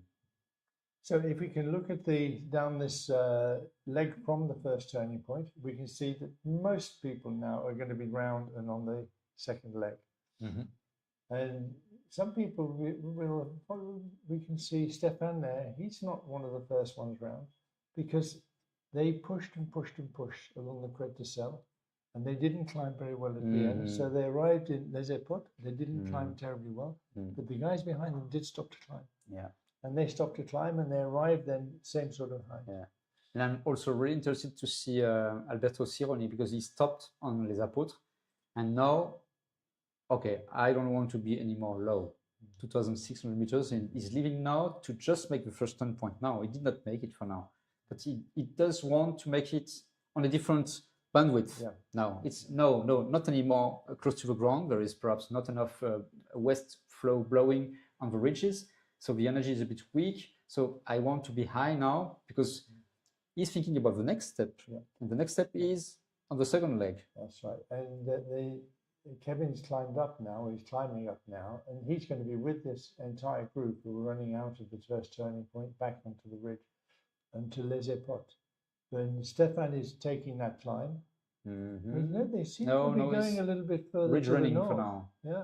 Yeah, they've taken the ridge round to the north. Yeah, this ridge is making like a U and then coming back to the Les Apôtres. And but perhaps he's looking for a thermal there. I don't know if perhaps there is a small cumulus around. If he gets a good line, it'll take him onto the west face of the Pic de Bure with enough altitude to climb up. Faster to go to Pic de Bure a bit, because you need to make a step when you go to the Pic de Bure is the one on the top left. It's much higher compared to the ridges we are now.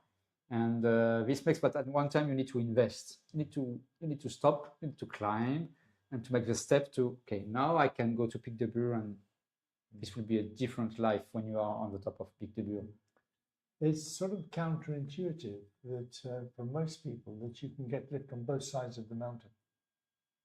The Asp side, it's sort of where you go to find some lift from the Valley Breeze, and you come around the other side, and you get the wind from the Col de Quao in that direction comes down, and you think, that's weird. How can I fly on both sides of the mountain? But that's the beauty of this area.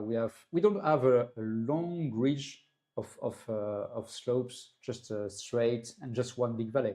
No, it's many valleys together, but there are still main valleys. The valleys of the Brèche, they were using to come. On the west, the valley of Drôme, which is coming from the west, and this makes all the air mass with different direction for the wind, the local wind, and this makes the beauty and the complexity of this area. And I'm not sure quite what's happened there because Kilo Whiskey seems to be climbing an Eric with maybe they're climbing with guys still going in. Yes, Lima Zulu is still going into the turn. And Hotel Charlie was with them. Hotel Charlie was with them all the time. He's in the leading group, okay. Björn Ginzel. He made also a great job yesterday. But I think Tulima is still heading for the turning Correct. point. And Oscar Tango. Yes, correct. So Juliet Golf, Eric Bormann, Didier Kilo Whiskey, Hotel Charlie, Björn Ginzel, and Mike, Peter Milner. This is the leading group. And they are chased by the group from Stefan Langer and Mario Kisling with, I would say, a different bandwidth and a bit on the left of the screen. So lower and heading, I think, directly to find something somewhere closer to the foothills of Pic de Bure. But it seems that in the last 5 minutes, Stefan and Max have closed the gap with Didier. But 400 meters below.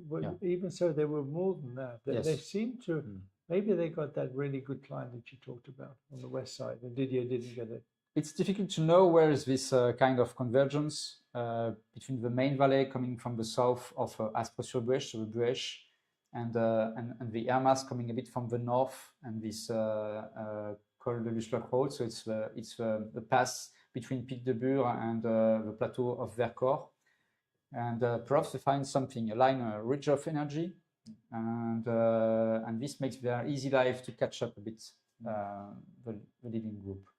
But still, 400 meters, they are 3-4 kilometers in front, the leading group. And heading into good conditions. It's a question of now, we need to find it and not lose time to find it on the foothills of Pic de Bure. And normally you would get max altitude on the Pic de Bure. So that as you run down to the eastern end of it, you don't have to climb again before you cross over. definitely all these pilots, they want to find something which make them 2,700 meters, perhaps a bit even more on the Pic de Bure, so they can fly easily to the east. But the important thing in this area is also that, okay, Saint-Auban, the start line, well, it's a low area compared to where they will go to the second turn point. So the next turn point is the northeast of the area, and these are much higher mountains. And you have to accept that you need to raise your game with the mountains around you. If you're still below and the mountains are much higher compared to you, it will be much a more difficult game for them. Yeah. They seem to have done quite well. I think Stefan and Mario have come through that quite well with Max. The three of them seem to be flying very well together. Mm-hmm. They seem to be able to pull each other along quite well. But you can see also it's a bit like in Pavulo when we saw Stefan Langer struggling on the last day. So he's heading now alone, and Mario Kisling is with Stanislav Biela from Poland, and they are following the ridge. They think it will be perhaps a bit of convergence right on the top of the ridge. So we'll see if Stefan is struggling or not in the next few seconds, but definitely Mario on the left of the screen made a good job, 2,000 meters. But Kilo Whiskey is really climbing. Yeah, he's climbing exactly where you would expect. On west face of Prix de Bure, and 3,000 meters here maybe if he can get that altitude. Stefan's climbing quite well, but not as well on the I don't know if this has a name, but it's a small ridge on the end of the valley by the Pic de Bure. Yeah, it's a west foothills from Pic de Bure. Yeah, you would expect it to be good, but maybe not. Oh, he's not happy. Yeah, Stefan's decided that he wants to come back to that one. Yeah, I'm not sure why he didn't go on to where Didier is. He must have seen something and said, "No, I don't fancy that." The issue is also that you know that before they had a life with the first 80 kilometers. And they know now what is the feeling of the wind. If it's not blowing enough on the foothills and there is not enough sun also, it's a risk to be lower and lower and lower. And if you miss this spot of bandwidth on the Pic de Bure, it can be time consuming. So no, he took the decision to go back below the guys and climb a conservative way. Yeah, but I'm surprised. It's not something you see Stefan do very often. You don't very often see him go back to climb. Not a lot, but from my point of view, Stefan is really professional. He's lost 500 meters. Yeah. But he knows that he made already a bad decision before 10 minutes ago. And he does not want to make a double bad decision. Well, I can see that, but in front of him, he's got the west face of Pic de Bure. He's got guys climbing on the top of it. Yeah, like he was halfway calling there. You, come. And he was halfway there, and he went back. This evening, we're going to have to ask him what was going through his mind when that happened.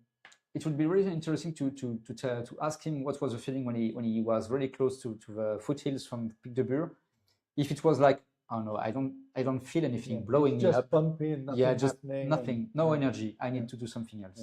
I have no choice. Yeah. Because the sensation you get when you're coming into the right area is quite different. Like this. You get a smoothness and a lifting and a feeling of energy. And when it's not working well, it gets sort of a rocky, bumpy sort of feeling. But no climbing. Yeah. And you can feel that one or two pass, no way, it will not work. I need to find something else. Back to the leading group with Eric Borgman, Juliette Golf, and Kilo Whiskey, Didier Rose. So one is French, one is from Netherlands. You know, they both had 0 points yesterday. Yeah, and there are two top pilots. Top pilots. Yeah. And top pilots in any format, anywhere in the world, flying at any time. And there are two top pilots from this area because Eric Borgman is from Netherlands. Yes, but he has a house just close to Vinon. So he's flying in Vinon, south of Saint-Auban for 40 kilometers. And they know these two guys, they can cooperate now. In a way, I know it's not possible to cooperate and to talk on the radio. It is forbidden. But they can cooperate because they know each other for such a long time. They can make together something. I think rather than cooperate, we would say they could use each other. Yes, definitely. They can see each other and they can use each other to improve their performance. But it's not really a cooperation. It's I'm going this way, getting a little bit better. He can see that. Now he's going that. I can see that. and the two of them, a little bit like a breakaway in Cycling. the Tour de France. The Cycling. two guys have got to work Yeah. together. I was stay in front, exactly, yeah. Cycling is sometimes just, okay, this is difficult because there is a lot of wind. We need to help each other. We help each other. At this point, it's difficult. We help each other. We cooperate. And Wow, 2,900 meters. Yeah, India. very- Wow.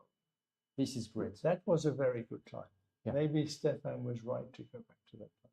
Yeah, you know that in the cockpit we have a lot of equipments today, and you can see if somebody is climbing behind you, and you have an idea about the average values. He was like, "No, I need this one. I need this one now." And Ben's in this area, there's no airspace to worry about. No, either I can fly. Everybody, even you, when you come for holidays and gliding, you can fly flight level 195, but we suggest to fly up to 190 because there is an airspace with some big planes coming down after. But yeah, you can fly, no problem here. And I think that's Bourne behind them, Hotel Charlie. Yeah, I think it's Bourne who's staying with them. Bourne is obviously really good pilot, and he's really grasping the concept of the Grand Prix. Yes. And he's using his good experience and skills, and he's adapting them to the type of flying that you need to for this. So Stefan's left. Mario got so much more height, so much more height than the other guys. I want to talk about Björn Ginzel because I was in Aalen when they make the National Grand Prix for Germany, and I think he finished first, and he's very young, and he was a bit like, oh yeah, he had a bit of luck at the end. But I can tell you that when I make the start line on the radio, I think he is repeating what I talk about on the radio, because I need to announce in 20 minutes I will open the start gate. So I really believe he is really, you know, he has a lot of capabilities to make parallel things inside the cockpit. And this makes him more relaxed to make the right decision and to be in the flow and to project himself far away, but still be in the cockpit at the same moment. And this is one part of the task of the pilots each second, to project himself far away to make the right decision, but still being in the cockpit to make the right action now. Yeah, well, India, Max has got a little bit left behind there. Yeah, but not so far away. That's okay, I think.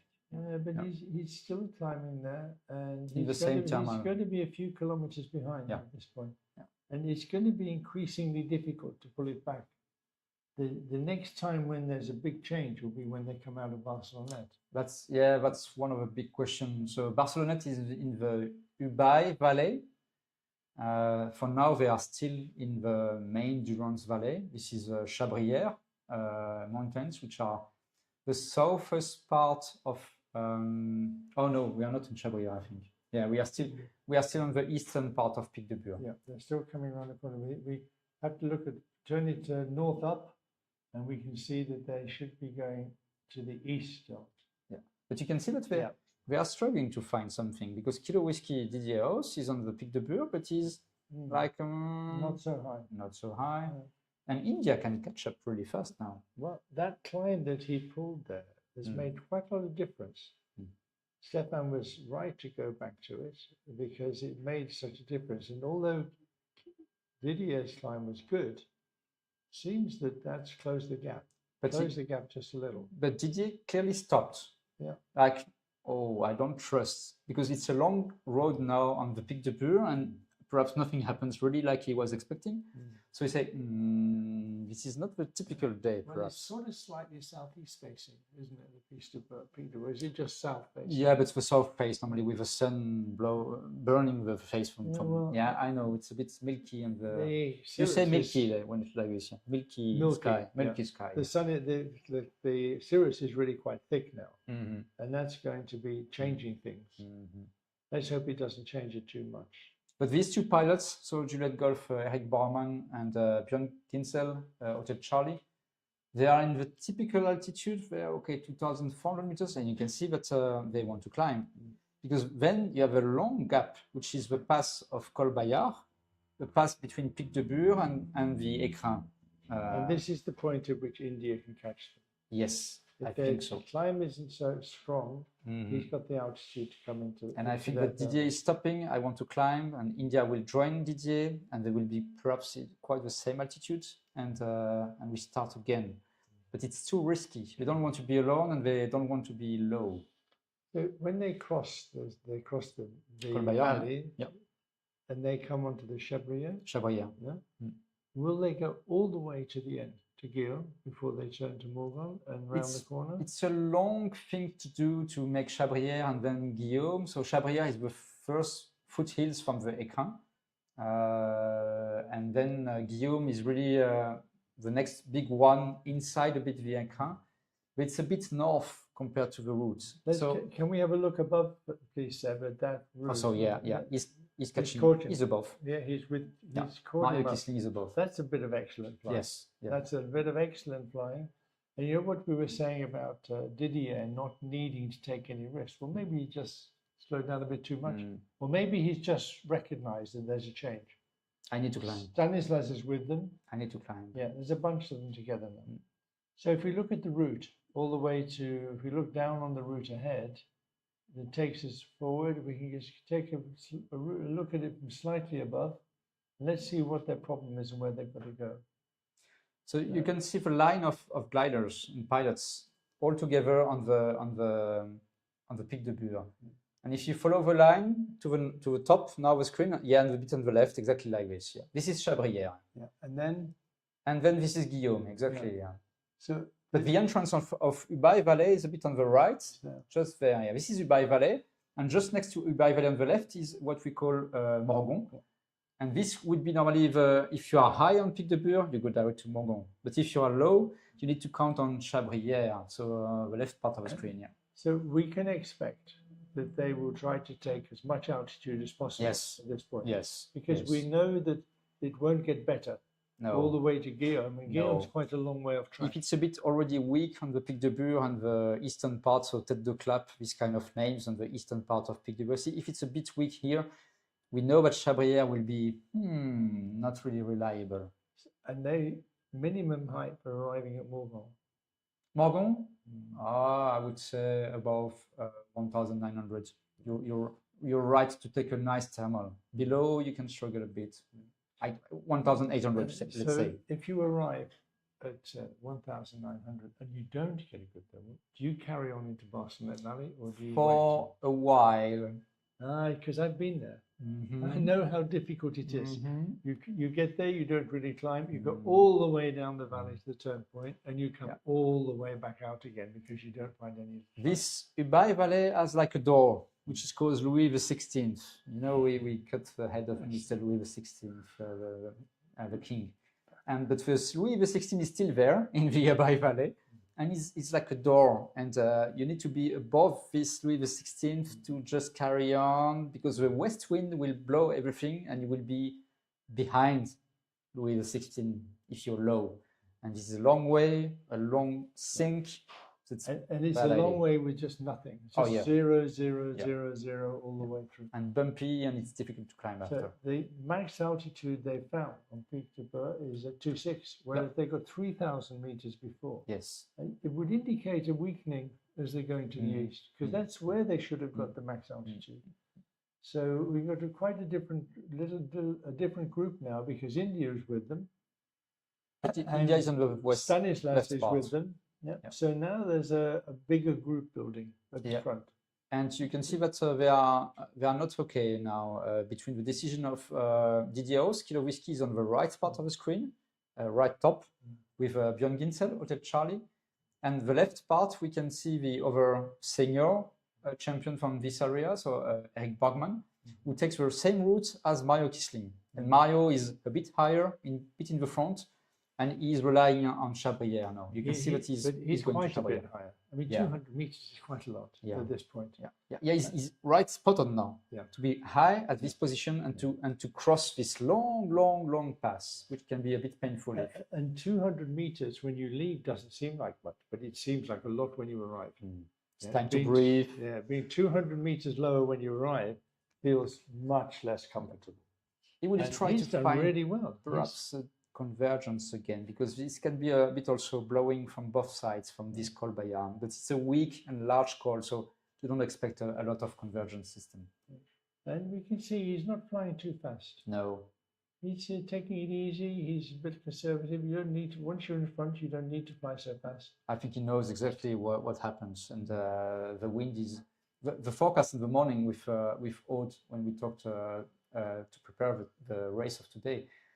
She told me below in the thermal activity layer, so the layer they are using, the wind is weak. Only above you have the west wind blowing. Yeah. So nobody is expecting now anymore that you just bounce and bounce on the ridge as dynamic way. It does not work. But the wind is not getting stronger during the day, and as the cloud is thicker, the breeze will get less. So it'll become actually more difficult later. Normally it gets stronger until 4 or 5 o'clock. But today I think we can't expect it to be really, really optimum conditions in the next hour.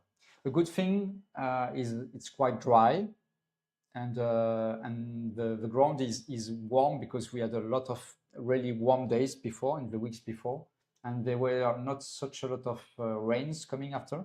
So even the ground does not need a lot to warm up again in the morning with the sun. So there is still this inertia with a warm ground, and then just in the morning the sun is there, it's blue sky, and it is warming up and warming up. So you still have this kind of advantage. But yeah, we are not anymore in this kind of 38 degrees. No, it's 28 degrees on the ground. It's different. Now we can see everybody now.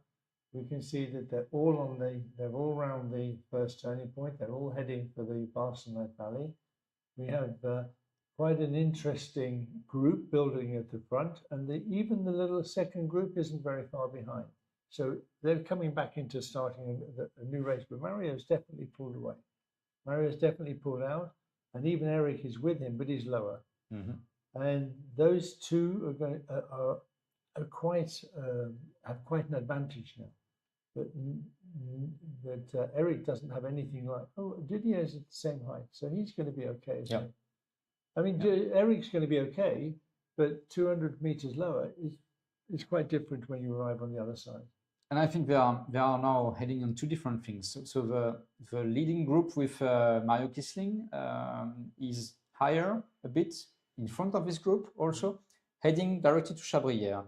But the group of Didier on the right, Columbus, they don't head. Yeah, they are looking for the Columbus, which is the small hill exactly there in front of Didier now.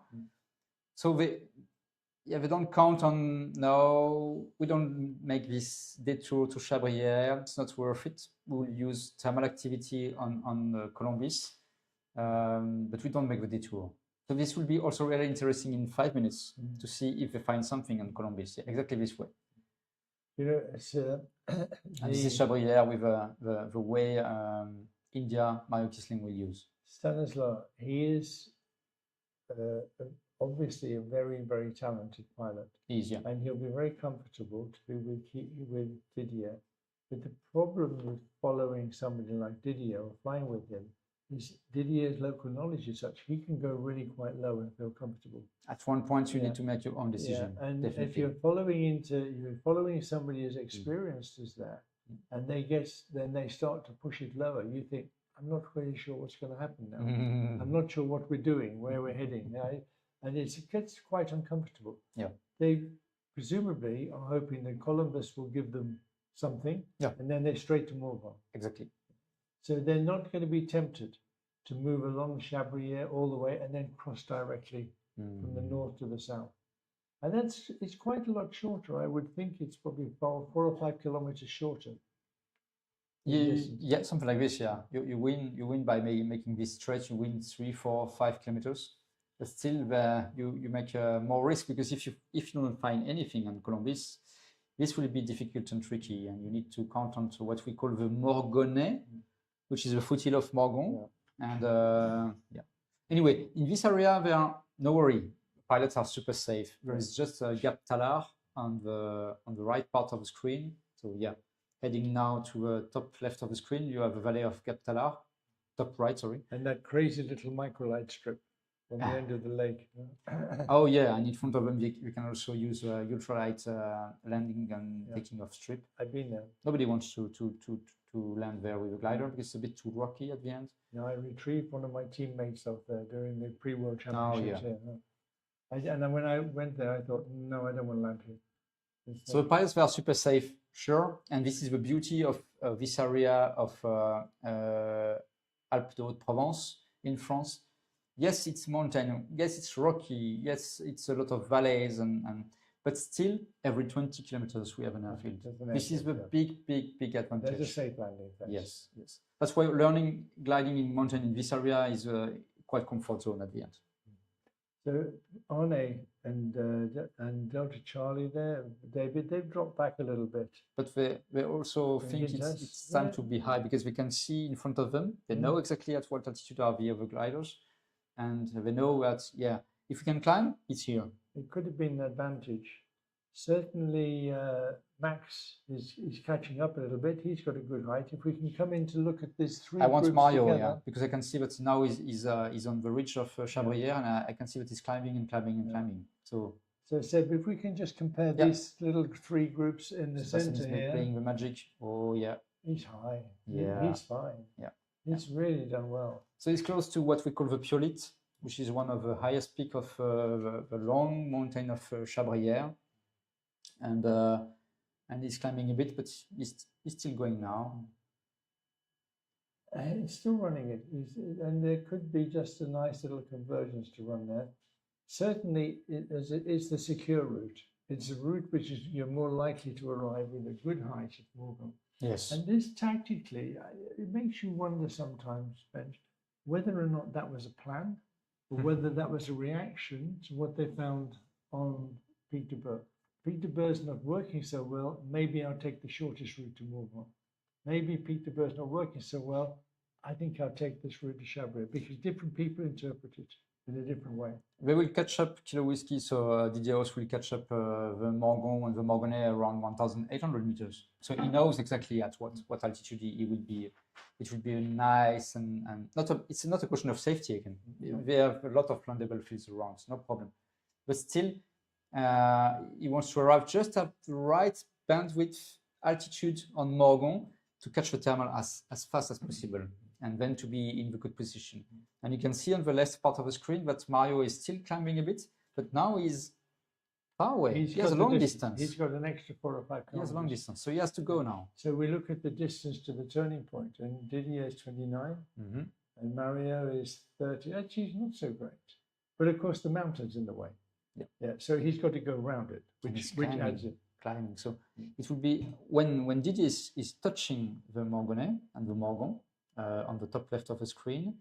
Yes, now you can see the Morgon. It's really beautiful. It's one of the beautiful spots, because you can see also the lake of Serponçon below.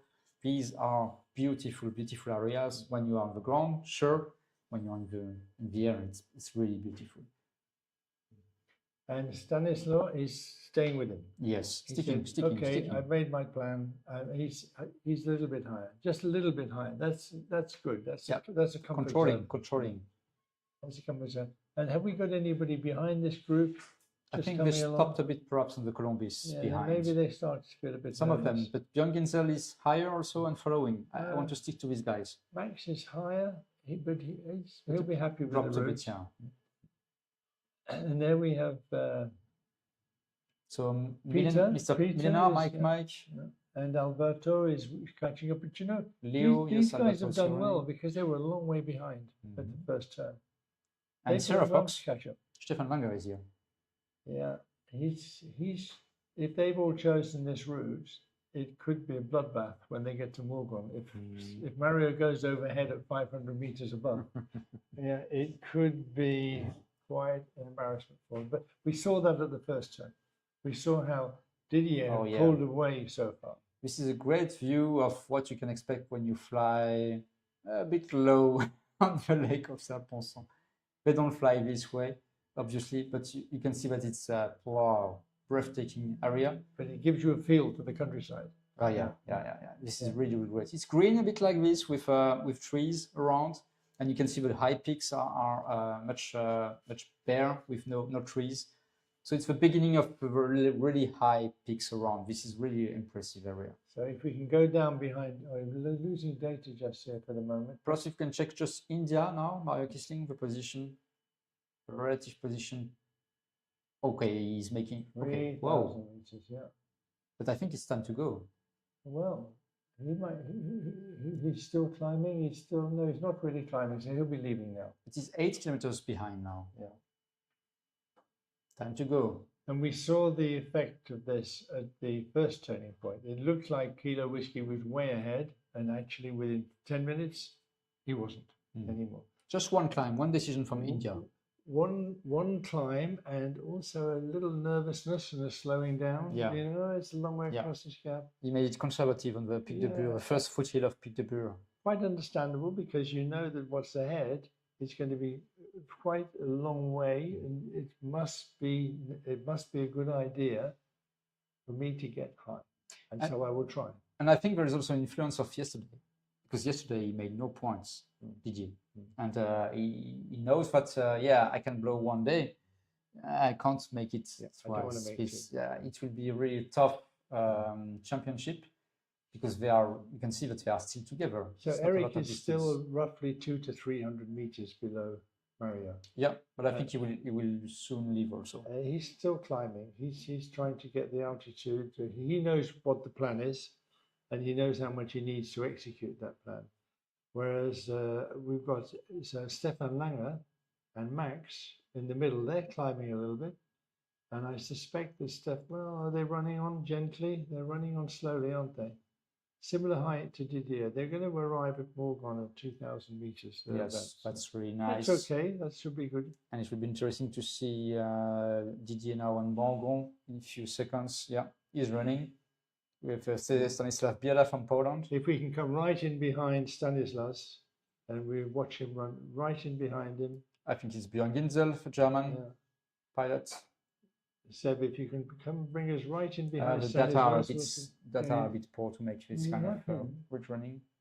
Yeah, we want to come right in behind Stanislas and watch him climb and see what he does along the ridge. Yeah, that's good. And a little bit closer. That's good. Using a bit of southwest wind in this area and climbing gently. But the problem is not here now. It's in the next 5 to 10 kilometers. Now, I thought that the idea was you climb here. If they can, I think if they can, because even if they climb, it's a stop, but you can see the people relative position coming and joining above me, below me. I know exactly where I am in the race. So they can be. It's time perhaps to be conservative and to climb. But I know that Didier is not really conservative. No, but we know that when you leave the corner. He's come back again. Yeah, he's looking for it. Yeah, that's right. When you leave the corner, the chances of finding anything that's reasonably good lift into the trail is very slim. So you need to climb here. Relative bad news for me also as a task designer, because I can see that they don't catch a thermal like this. Yeah. Well, we were talking about this earlier. How the thermal isn't always there. It pulses. And you arrive just after the thermal's gone past. You have to wait for the next one. And nobody wants to wait. And Mario is joining much higher, much higher. And he probably doesn't need to climb. No, he'll be able to go straight. He'll be above the level of the thermal. Yes. So this door, we are talking about the door inside the Ubaye Valley. You can see that Ubaye Valley is making like a S and then going to a turn point, exactly like this. And so what we call the Louis XVI is in the S like this. It's making like a door, and on the left, this one going down, exactly. Yeah, this is like shutting down a bit and that's why you have to be above this to be in you need to cut position. Louis XVI. We need to cut again and again. Every 300 years we do something. So perhaps we are coming close to. I don't know. Well, let's not go there. Let's not go there. Björn Ginzel is in the right position. Yeah, Mario. Stanislav is in the right position, but for sure Mario is in the best position. And Kilo Whiskey, we just see if he's climbing. He's with Stanislav, I think. They are together. But they need to. Kevin's coming in low down at this point, and Vaughan is there with them. Yeah, Mr. Borgman will join also in the same way as Mario Kissling on the left of the screen, so a bit higher compared to the. I think he'll join at the same height as Didier. Yes, something like this. Yeah. They're climbing quite well now. That's okay. He's got 2.5 meters. Look, if Mario's got lift above them, he'll take it. Good question. Yeah, I don't know. they're only 150 meters lower, 200 meters lower. Mario will see that, and if he hits good lift, I would think he'll say, "Okay, I'll sit on the head. I'll get the max altitude." We know also that the lift has it does not go to the moon. Yeah. At one point, it will weaken and weaken and weaken, and perhaps Mario is just okay now. Just above it. I Yeah. pass by and I go. Yeah. Maybe it seems like he's decided he's going to run. Yeah. He has no problem with this lock. Let's call it a lock now. This Louis XVI. It's unlocked for Mario. That's okay. We told Charlie's coming up to the right altitude. Yes. Bravo. Kevin needs to come back up, and so does Alberto. Max says Victor is in the right position. Hotel Charlie is in the right position. Didier is in the right position. Stanislav Biela also. Stefan Langer is back again in the right position. So we have a glitch sometimes. Sorry, that's okay. Max is there with them. And easy life for Mario is keeping the altitude, just following the ridge. You know, when you are above the top of the ridge, if there is anything coming up from both sides, you get the benefits. You don't have to be confused anymore because you can sit above it. And remember there was an old instructor up here who used to have the phrase, dominate your mountain. Yes, at the end, you need to master the mountain. So you need to be above the mountain. Whatever is it's a small mountain or high mountain, you need to be above. And this makes for your life much Once easier. You're sitting above it, then you're in charge of what's happening. A lot of time with the students, I was there, but you were there 1,000 meters below. It's completely different life. But yeah, it's quite easy life now for Mario, and he knows. If we come right in behind Mario, we can see how beautiful it is. Oh yeah. Fly along the top of the mountain. Let's get a bit closer, please, Seb. And we just want to enjoy the run with Mario along the top here. With Sierra Fox. So Stefan Langer following also the ridges on the northwest part of the valley of Ubaye. The Louis XVI is just a bit shaded by the big table I have above me. But yeah, this is the lock I was talking about. But they are in a good altitude to be safe with this lock. Yeah. And India is climbing as he goes. Yes. He's doing a nice job here, and we've completely changed the circumstances of this race from the first turning point when these two guys were way behind to the north. Now they're ahead. And that's the great thing about gliding and racing in sailplanes. So much depends on where you find the energy, how you find the energy. Okay, there's a bit of luck involved. Every sport has a bit of luck involved. But those small decisions, little decisions of do I take this, and you can change it. It's not like Formula One where when you're behind somebody, you're behind them, and that's it. Unless you get the wrong tires, it'll stay like that. A lot of times in the mountain area, you have to think about what is the right bandwidth on the mountain to have the best energy, which is blowing on the mountain. And at one point, Mario Kissling, he changed his mind. Okay, it's not working. Okay, close to the ground. I need to be higher now. I need to be high. And it's beautiful to watch. Oh yeah. Yeah. If we can come in really close again behind maybe Stepan, and then we will follow them along the top of the mountain because sometime they're going to have to leave. Sometime they're going to have to go to the turn points. You need to reach the turn point. And I try to make the turn points always on the low, because also there is no point to make just a back and forth on a ridge, and it can be also dangerous because people are coming at the same altitude going back and with a high speed, and this makes also this kind of what is the right moment. I quit the ridge to reach the turn point. Well, he's about to make that decision, isn't he? He's sometime now, very soon. He's going to have to decide. I go. Great view. This is it. Great view. And now, where to? Yeah, because they're going to head. Sierra Fox. He needs to climb a bit. He feels that if he's too low on the next foothills, because you can see that the foothills are not flat, close to the turn points. So he thinks like, Maybe he's picked up a bit extra there. I need to find something. And Kilo Whiskey is much higher. You can see that it's different life. It's different life just for few meters altitude. It's that, well, 200 meters when you arrive is It's a lot. very different. And It's when a they lot. arrive on the other side of Barcelona, it's going to be a very different situation. So Didier also he decided I don't want to be low. I don't want to be low. I need to think about I don't want to be low. You know, we make sometimes some really simple things in the cockpit. Just a post-it or something. No low. No low. Does it help? Sometimes. Yeah. Do you read it? Just before taking off and then you crush it. It reminds me of what Kevin said on the first day. I've decided not to fly low. Yeah. Yeah. He's well, high. He's high. But look, we're racing here. Sometimes you have to push on. Sometimes you have to go. And Kilo Whiskey has shown that you can do it if you push on. And they're all together. Mario's ahead, but mostly we have quite a good group now. So we have Mario on the top of the screen on the next slope, and I think it will be the last one for him, and then he will touch the turn point. I believe he will come back same way. Do you think he'll come back to I the think north? so. But the task goes almost south from here. Well, he goes due west, but they need to cross the valley. But he needs to climb much higher to cross the next slope, which is the parkour. And they can't find anywhere to climb on the south side of the Barcelonette Valley. It's difficult.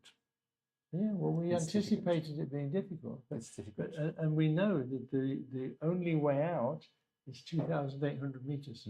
It's really difficult. Yeah, It's and like they're a not rock getting again. anything like that altitude. Yeah. And that's before they cross the valley. Yeah. Yeah, maybe. Well, it's possible to come back a little way this side and then go round Bermuse and onto the front of the parkour, and then you're away. 2,500 meters heading to a turn point. I don't think he will cross the valley. He will come back. And nobody's climbing behind, which is also a bit disturbing because we were expecting like 3,300 meters in this area with thermal activity, but no. Look, even Mario, don't you think Didier has pulled up really well? Yeah. So that Bandwidth. he knows if he comes back there, they can come out with that energy. Yes. Yeah. And they can come out with that energy and then cross over around. He kept altitude. It was enough to keep altitude and to still, I don't know what is the speed they use. But it's so difficult to make yourself go into the turning point and then go out of the I turning know. point, the opposite way to where you I really know. would like to go. No? I know. I don't know. The guy who set this race, he was a bit of a mean customer. He set them a really hard task here. It depends on the night before. Yeah, but it's good. It's very good to watch how these guys handle this. Everybody's flying quite slowly. Yeah, you can see the speed 150. Nobody wants to be speed up. Yeah. You can imagine that now, it's not just imagination, you can feel that the feeling they had on this long slope in the Ubay Valley, it makes them, okay, I need to be conservative. It's not so good. It's not so good. And there's what? Oh, So Mario first on turn point 2, Barcelonette, and yeah, going back from the spot he just left. He's chased by Mr. Didier Haus from France and Björn Ginsel from Germany. Stefan Langer is here. Maximilian Seyss is there also. Peter Milenar. All same altitude. Stanislav Biela is now a bit on the back compared to what it was before, but still same altitude. Everybody is making this second turn point with no drama. It's fascinating how they've all ended up at more or less the same height. Despite each stage, somebody looks like he's gained a big advantage, but they pulled it back. They pulled it back, and there's about 170 kilometers to go still. It's a long way to go. That's without the big detour to go back up around Morgon. The advantage of Mario still at this point is a bit in front, and he has close to 100 meters higher. It seems not huge, but just by joining the mountain, we will see if it's huge or not. The impression I got is that when they took the run in on the ridge, Kilo Whiskey and Didier and Max were in a better energy band. And Mario was probably above the energy band, so they Perhaps pulled up close too to high. So, Boyd, maybe you want to come and enjoy the show coming out of Barcelonette here. Come in. Yeah, you're going to go.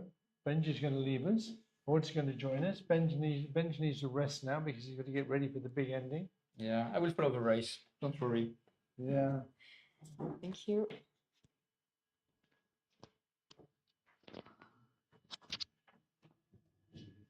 So it's all changed from when you left. Yeah, but I must admit I followed in the meantime. It's all changed except Kilo Whiskey is now back there almost with Mario again. Yeah. So we have to see how he comes out of this. He's going to Chapeau de situation. Gendarme. Oh, Chapeau de Gendarme, yeah. Yeah, the Chapeau Gendarme is on the south side. of exactly. Barcelona. It's a wonderful name for a mountain. Yeah. Chapeau de Gendarme. And Maybe it's people not- don't understand what it means. Chapeau de Gendarme, it means policeman's hat. Yes, literally that, yeah. And that's because it looks like a policeman's hat, or it's because everybody wants to knock it off. I'm not sure the origin, but yeah, it's a big mountain. You see it very well. Oh, Oh, now we have some gliders are quite low. India's come back. India Yeah. went back to the north side. Yeah. It Kilo seems Whiskey conservative option. has gone completely in a different direction. Yeah. That is different. That is very different. Yeah? And Sierra Fox is going to try to run the south side by the look Yeah. of it, back towards Dormeuse. Yeah, he's targeting Grand Seolan, I guess, or Petite Seolan. Yeah. Seolan are the mountains just on the left, but it's quite high. He's 1K below the mountain summit. So you Well- feel really, really small well- when you're here. He's quite high, but he's in the wrong side, surely. Yeah. He's not going to. What's the chance of him finding energy along it? Look, They're he's a world champion. Yeah. Yeah, he's a world champion. He's done some fantastic things in gliders. He knows what he's doing. Yeah. I can't see what he's doing. Yeah. Can you see what he's doing? I can only guess that he's targeting the slope to the west of Petite Seolan, Yeah. where there is like a small circus where the energy can accumulate, and with the wind, it can So trigger where the wind is coming in through the entrance to the valley of Barcelonette, it's hitting this Exactly. spur and And coming then- up. Yeah. But he seems to be climbing. Yeah. Eric can't make his mind up. Eric's not sure whether he wants to go left or right. He's thinking, Yeah. oh, which way do you go? And Kilo Whiskey's climbing, I think. We put Vario onto the big screen and we see what everybody does. Mhm. And I suspect Mm. Kilo Whiskey He is the hasn't person. found anything on the Chapeau de Gendarme. No, that's not Yeah. going to make his day. Mm. I think the north pass is a defensive one, Yeah. because catching Grand Seolan solo is really a gambling. So Sierra Fox hasn't really climbed. No. And India's running still, and he's on the north side, the side which is more predictable. So Stefan hasn't really found anything there.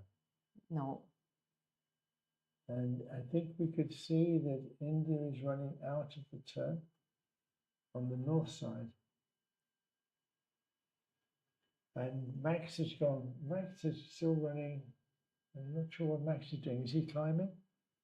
Didier is climbing at Didier's least, climbing. Yeah, finally. he's climbing. If he does get a good climb, even if it's only 2 meters or something, Yeah. if it takes him over the top, Yeah, that would make a big difference. yeah, yeah. So all eyes are now on whether Didier climbs or whether Stefan climbs, and which is the route. And India is running along the north side. It's not a great climb for Didier. No. If we look back on top of the valley, please, Seb, so we can see what everybody else is doing. We're right over the valley. That's it. So Eric went the same way as Stefan. Mhm. India's now and Max have gone to the right, and quite a big group now have gone to the right. Yeah. It's worth it because you know that it's working, because you went on the same path, so you know where the thermals are. And there are usually much more pilots on the north side of Yeah. Barcelonette than on the south It side. makes sense, the sun shining. Yeah, sunshine. And also the Mercantour Park, which is south of Barcelonette, you cannot enter it. So Oh, really? Yeah. There's a bit of airspace here. that we Yeah, can- airspace south of Barcelonette. You have this park here, national park. Yeah. So just on the left bottom of So the screen. Didier is okay. Didier is still okay, but Yeah. further south, you are in the park. So He's not climbing that well. no. And it doesn't matter how good a pilot you are, if you don't have the height to get over the mountain, you don't get over the mountain. Exactly. And he's going to need a lot more than he's got. Yeah. Stefan and Eric are climbing together now, and they're climbing not so well, but they're climbing. But they need to climb to escape the Barcelonette Valley. Alberto's coming to join them. Oh, And India is still running on the north side. He's still trickling along on his way out. yeah.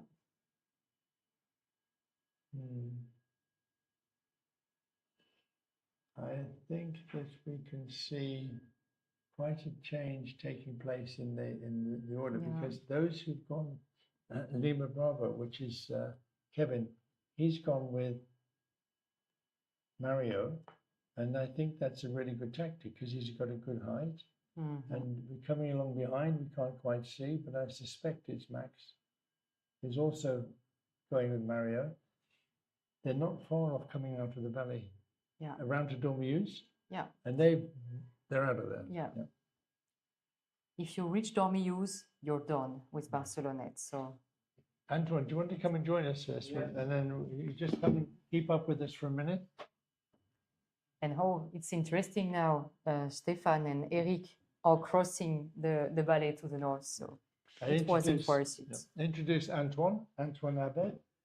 You'll know him from the virtual gliding, those of you who go virtual gliding, but Antoine is also an experienced pilot in this area, and he's going to take over from me in a moment as they come out of Barcelonette. We just want to see what happens to the first guys to come out, because it's quite interesting to see who's made the right decision here. Is Sierra Fox, is he climbing still? No, they just crossed to the north to gather with the others. Yeah. So the south option to Sailplane wasn't a good one, apparently. Hotel Charlie, they're born, and Alberta were persisting, yeah? Yeah. And Two Lima's done really well. He's still coming in. Yeah. Oh, right, so he's Yeah. not done. So, okay, let's speed up a little bit here, right? Yeah. Mario's just trickling along nicely. Yeah. He's going to be out of there in a moment. And of course, if we can look down on the top, and then maybe Ord can show us what he should do next. Yeah. And he's with Kevin and he's with Max. I can't see Max anymore. I think he must be one of these guys on the left. But what's he going to do? He's going to come round? Yes. If they can climb, they may cross directly to Parcours. But otherwise, they will need to first escape from the valley and then break to the left over Dormius. It can be worth it to just follow the valley, go outside and go on Dormius, because you can just fly straight and find some good energy lines. So it can be a good option. It's not far to come around on Dormius. It's only, what, 3 or 4 kilometers? Yeah. Yeah, and then it's pretty secure. Yeah. Yeah, you can be pretty sure that you're going to be able to climb when you get there, I think. Yeah, yeah, and especially with the west wind, Dormius is definitely a safe option. Yeah. I'm going to have a break. Antoine's going to take over from me. Have fun on the next leg. Don't forget the micro. Talk them into the next turning point. Yeah. Here we go. Thank you. That's for you. Can you come back to Kilo Whiskey, Sebastian? I think Kilo Whiskey has made some progress. Kilo Whiskey is Didier. Okay, Didier has insisted on Chapeau de Gendarme, and he climbed up to 2,600, so it's much more comfortable in this area. Nice. Okay.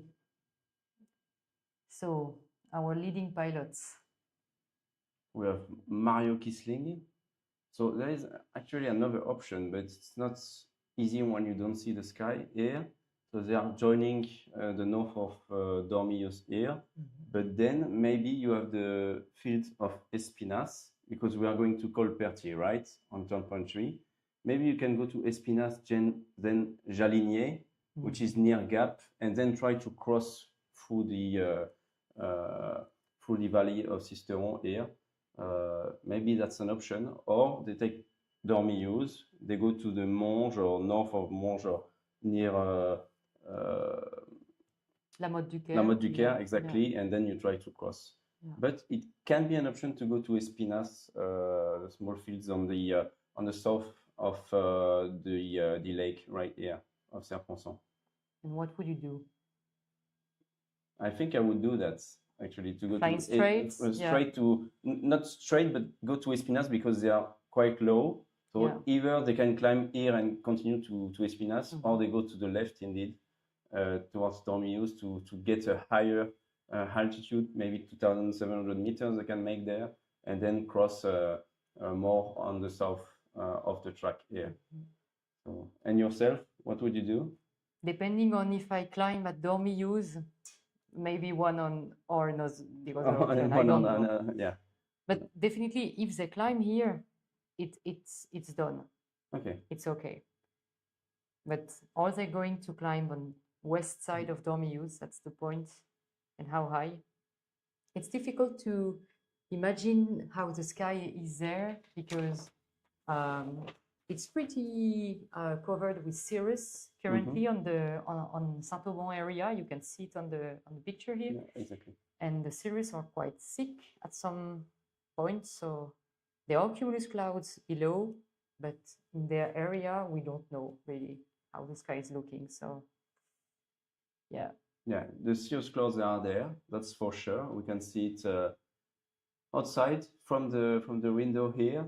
So it's not going to be easy. I see that Yankee 4 and 2X-Ray are quite far behind, but if everyone gets stuck at some point now in the next 100 kilometers, maybe they will be able to catch up with the better flight conditions up in the north, and maybe they will just all end up together for the final glide. So they just don't give up yet, and they continue to fly. For now, it's like they're gonna probably have 0 points, but you never know. If everyone gets stuck, they might get something from behind and climb above those guys. You just never know in Sailplane racing. So you just keep going and hope for the best. And now we're back with Didier Haus, who is making a really great race today at 2,800 meters. He turned Barcelonette already, Didier. Yeah.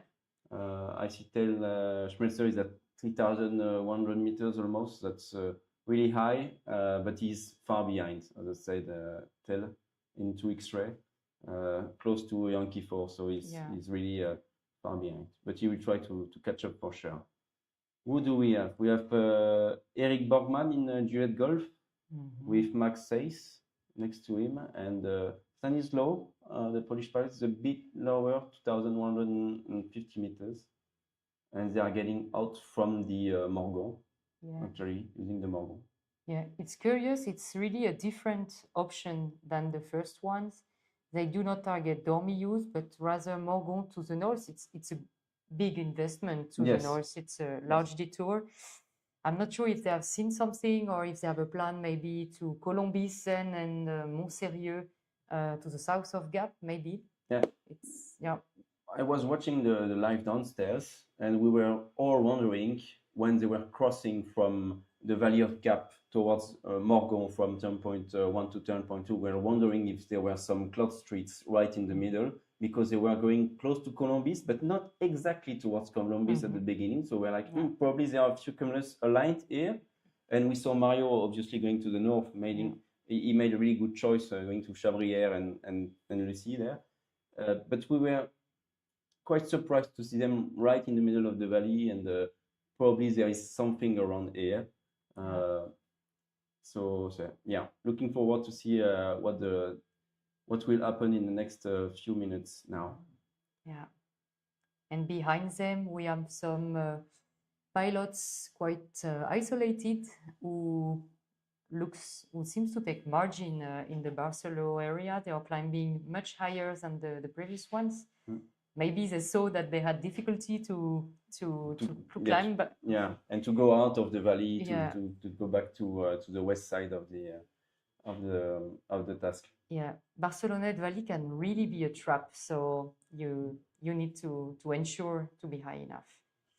So Didier is flying He again went far to the behind the south. turn point Yeah, to, yeah. to downwind yeah of the turn point. yeah. Okay, so the Morgon pilots are what are they Leo is doing? Alberto Cironi with Eric, Peter Millenar, Max Seis, and Stanislas. Yeah, So a group of 5 pilots, very good pilots. I think they have a good gaggle to progress together Mhm. towards the next turn point. Honestly, being 5 good pilots like this is a good number. a good number Yeah. to progress and fly fast. It's not too much in the thermal. They can still share the same thermal at almost the same altitude. So it's quite a good mood for them, I think, in the race right now. And I think they feel quite confident. They are leading more or less the race. And we have another group with Mario Kisling and Kevin Ford, Lima Bravo, and Hotel Charlie. I think Bjorn. it's Bjorn. Bjorn Kinsel. Yeah. Good. So they made a good choice. They could climb in Dormillouz, Yeah. 2,500 meters. It's quite comfortable there. And then you can cross to the west. And yeah, it's going to be interesting to see what mountains they choose for the next kilometers. Exactly. Yeah. Exactly. Gintas 3,300 meters. You can fly quite high in the area near Barcelonette. Those mountains, and it's called the Grand Berard that we have on the right of Limazulu here. It's a pretty nice mountain, giving a lot of energy in the afternoon. Usually, exactly at that time between 3 and 4 o'clock, it gives a lot of energy to climb fast. So it's a good thing to stop here to take as much energy as you can to continue afterwards, because now, as you can see, there are 2,500 meters trying to cross the valley here. You can see the Blayeul on the left side of the screen, and now they are going towards probably Cloginou and Les Manches. Mhm. And then after Cloginou, you can go towards Hongrie, cross Sisteron, right above Sisteron, and then Chabre is really nice, a really nice ridge, always well alimented by the wind and the breeze. So they are probably hoping for the best in Chabre, which is at 1,300 meters approximately. So they need to reach Chabre at 1,200 meters, let's say, to be safe and to be Minimum. sure that to be sure that you can get some energy here. Yeah. So 1,000 meters to spend towards Chabre, but you have mountains in the middle. Jouer is at 1,900 meters, Les Manches 2,100. So it's not quite easy. high. It's quite high. Yeah. A focus on Adrien Henry, French team pilot, Fox Mike, climbing quite high over Grande Séolane. Yeah. It's a good option as well, and I think he will be joined by Didier Haus, who is not far behind. Yeah, exactly. And Toulima is Christophe Abadi. So the French team, they are kind of almost flying together or gathered. We have just Kevin Ford with the Germans and Max Seis with the Polish pilot and Alberto. So Kevin is flying amazingly, trying to catch up with Mario. It's bold. Yeah, and Mario has made a really good choice 1 hour ago. So he's still in the lead and trying to push here, taking other options than the others. Yesterday he made good moves as well. So I think he's in a good mood. He prepared well, I think, for the Grand Prix. He was there for the first Grand Prix 20 years ago as well, Mario. So it's really a big moment for him, I think. And it's amazing how good he is to find the energy lines and to fly straight without losing that much altitude. Yeah, exactly. You can see that now, like he's taking energy on those mountains right now. Just push, pull, push, pull. That's what gliding is. Yeah. not only climbing in thermals, but as Yeah. well trying to get as much energy from the ridges and from your transitions towards the next turn point or the next thermal. Yeah. It's so exciting when you can fly straight and still gain altitude. Yeah. It's wow. Like being in a powered plane without engine. Yeah, That's exactly. really cool. Exactly. That's always amazing to fly a glider in this area in the Alps. Very powerful ridges and powerful weather. Even in late August, like now, it's really good weather. Yeah. Even with cirrus. Exactly. Even with cirrus clouds, and you would think in flatlands, that's going to be a very difficult day. Maybe we're going to fly 100 kilometers or whatever. But today, it's a really good day, and we can still fly right now. Yeah. Thank you, Sebastian. That's the view really that we are from the window out. Yeah. So you see this cirrus clouds, and below some cumulus, which are Still there. still They're there, still still developing. Yeah. So that's good news. We hope that they have some cumulus as well to the west, because it's not gonna be that easier than on the next leg from the west back to Montmort. Yeah. It's gonna be really tricky for them. Yeah, I think going to Chabre is quite okay because they come from a high altitude towards Chabre, which is at 1,300 meters. So to go there, it should be quite okay. But indeed, then they need to go north again, and it's going to be tight. To go to Montmort, it's going to be quite difficult, and we need to go to Saint-Genis au jour, and if the weather is not that great. But usually when you have those cirrus clouds coming in, then the wind is bigger, the wind is stronger. Yeah. And the ridges are well alimented and they are quite good to use. So we will see what will happen then, because afterwards they're going to be close to the final glide after Montmort. So it's going to be interesting to follow. Stefan Langer, wow, in the difficult condition at 2,000 meters. Yeah, you can see it here. He's not exactly on the good part of the ridge. He's close to the rocks, but you still have the trees and it doesn't give as much energy. Yeah, he's a little bit low to benefit from the parcours. Yeah. He's on the parcours ridge, and he's too low as well to spiral comfortably, so he has to do some ridge flying to gain altitude. Yeah, difficult position at this point for Stefan. Yeah. Yeah, while the others are catching a good thermal at Dormillouz. Exactly. Yeah. Eric, so they went from Morgon, the group with Eric Borgman and Max Seyss and Alberto. They went from Morgon to Dormillouz to try to catch a good lift here before crossing. But Mario and Kevin, they made a very good gap with those guys already. Yeah. It's really impressive what they've done. Do we have the, I see distance left, so that's more than 15 kilometers ahead. Behind. Ahead for Kevin. Them. So they're 15 kilometers behind this group. And 2,100 meters is quite okay. I mean, Limoges is at 2,100 meters, so they're still at the ridge levels right now, so that's quite okay. And they will be able, for sure, I think, to cross. Will be able to cross to Sisteron and Chabre without any problem for me. Yeah. But if they can catch some thermal and climb, it's safer because you face the wind to the west. So with headwind, you can arrive quite low on Chabre crest. Yeah, exactly. Oh, Toulima, Christophe Abadi back in the game. You see he's catching up with Stefan Langer, who was leading at some point. And Didier. And Didier, Kilo Whiskey. Gintas is quite good now. He was at 3,000 meters behind, but now he's at the same level than Didier. Yeah. And he's doing like... going to Trois-Évêchés. Going to Trois-Évêchés, maybe to take advantage as much as possible of the parcours. Before crossing, yeah. That's a big detour. Yeah.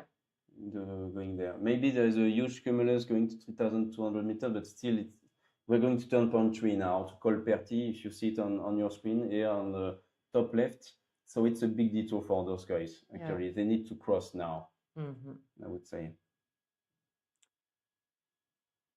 Yeah, probably he wants to go to Blayeul, north of Blayeul, and then Les Monges. Maybe he wants to do that. Gintas. It's really a big detour, but maybe it's worth it. We cannot see the sky from here. We are too far away, but maybe there are cumulus streets. I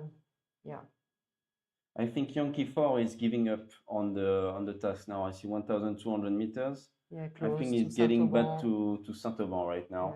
Yeah, exactly. He was a big struggle at the beginning of the race. He tried to get as high as he could, but he was stuck on Vomaz. And already he got penalties straight from the beginning because he was on the wrong side of the start line straight from the beginning. So it's not easy when you start your day like this. He was stuck at 1,400 meters at the start, and while the other were at 2,000 meters. So we knew that it would be very difficult for Yankee 4 today. So a fair decision, I would say, to get some rest maybe for tomorrow, to be ready for tomorrow. Yeah. Okay, so the group of Juliet Golf, so Eric, Victor, Max, Stanislav, and Peter Millenard is moving forward quite high. Yeah, they are much higher, about 400 meters higher than when Kevin and Mario left this area. So it's quite good. Yeah. Especially because they haven't taken anything. They just flew straight. So maybe there are no thermals in this area. Yes.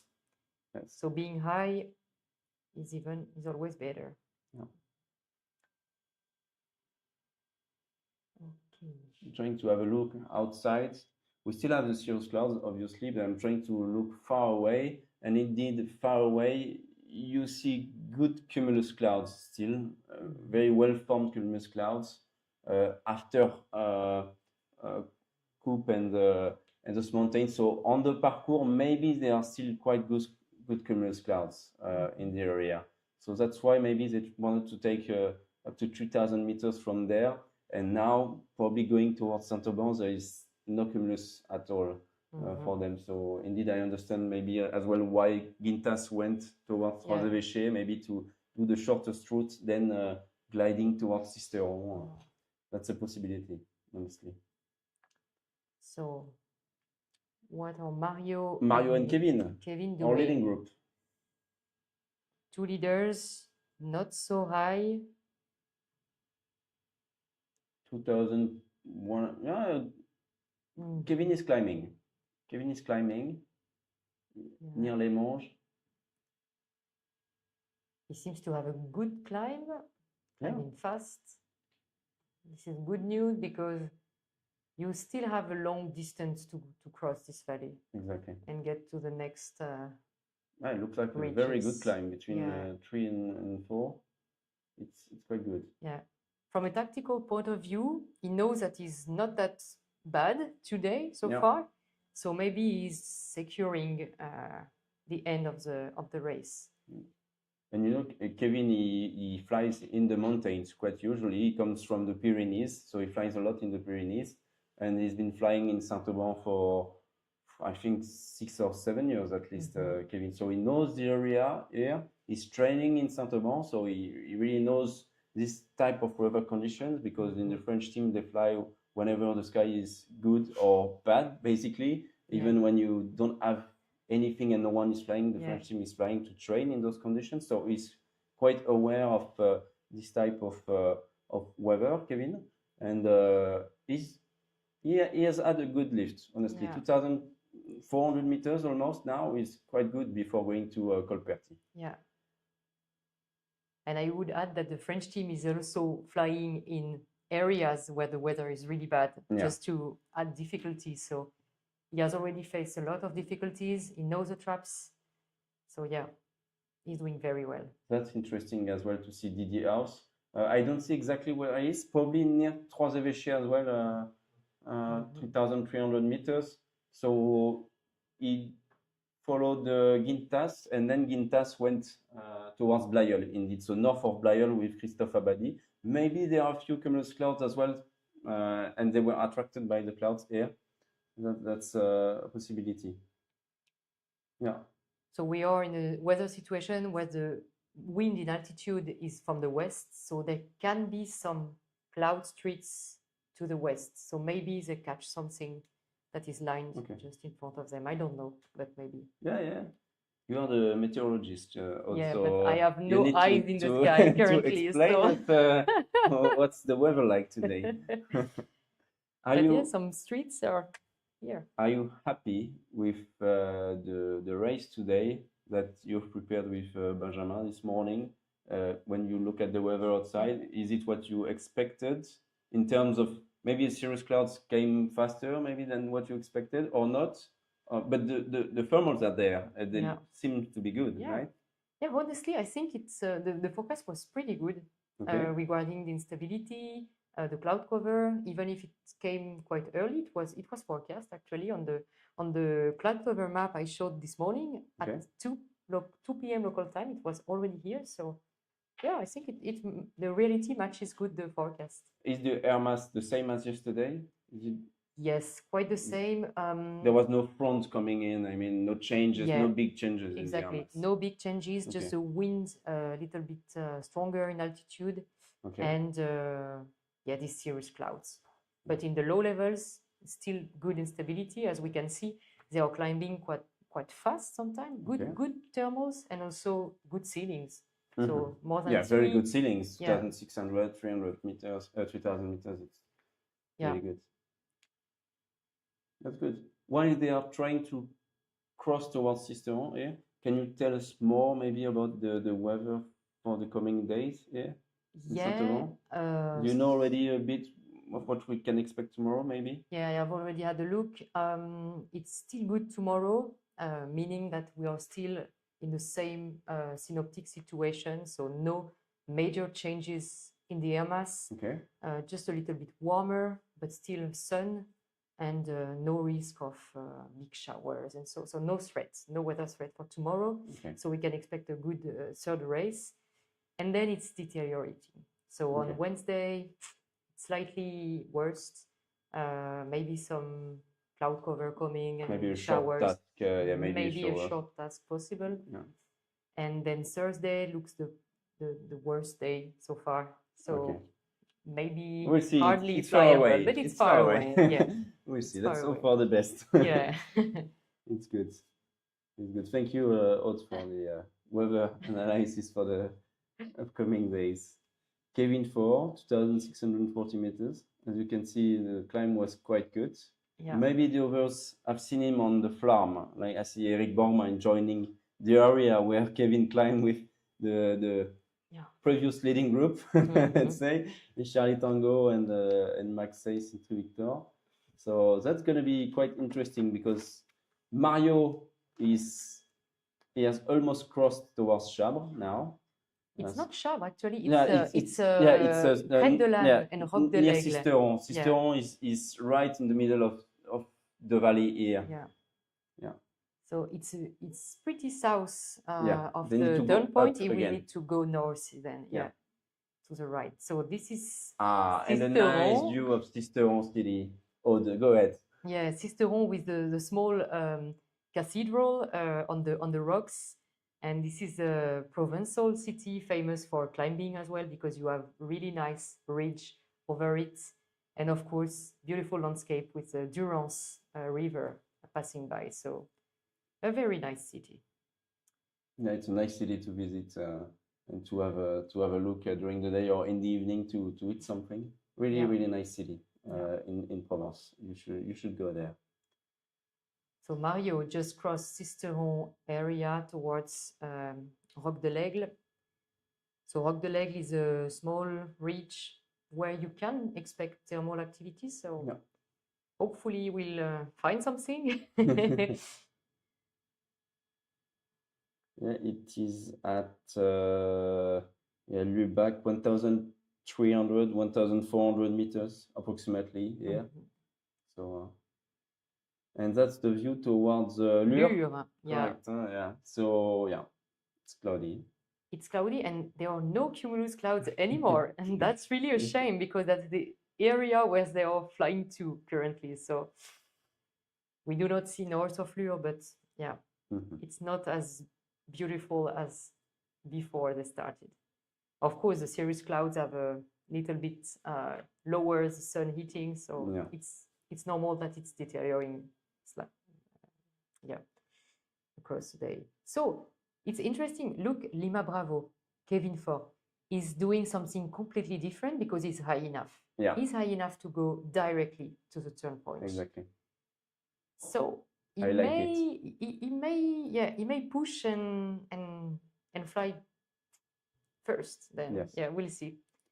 That's the Hongrie. We call Yeah. it Hongrie mountain. Small hill next to Sisteron airfield, which is west of the Hongrie, just below Kevin actually. Below the glider is the airfield of Sisteron, not far from here, and it's very useful when you're low in the area, but you often have some cumuluses still here around here, or at least a few thermals. And so Kevin is going to cross to go to Chabra directly. And then he will be able to cross Colperty quite easily, I think. Yeah. Do we have the exact altitude of Colperty? Maybe we maybe can on find the this, but on the Soaring Spot website we yeah, have it. I Probably. think so. On the map, it's not a major Colperty. Mountain pass. Yeah, it's Yeah. not. Yeah. Colperty yeah. is it's 1,300 meters. Okay. Thank you, René. Colperty 1,300 meters, and Chabre is at 1,300. Yeah. So if you are just above Chabre, it's going to be okay. You're going to climb to at least 1,500 meters with the ridge here. You can even hope for 1,600 if the ridge is good, and then we can go to Colperty safely without any problem. So, but then to need to go to the north, it's going to be something else. Yeah. To get out of it. Yeah. I'm curious to see if they will meet good conditions like the pilots who went to the west had before, because they could climb up to 2,700 when they were heading to the first turn point. So we'll see if it's still good or if it becomes touchy with the cirrus cloud. Yeah. And with those conditions, Aude, let's say that we don't have any sun heating anymore and no thermals on the west now. So they are going to reach Chabre to go to Colperty, and then what would you do to go to Montmort if there is no thermal activity anymore? Because it's 4:25 almost. That's true. Yeah, quite late. So let's say in 1 hour, what will happen there? So I would really rely on the wind, so west wind.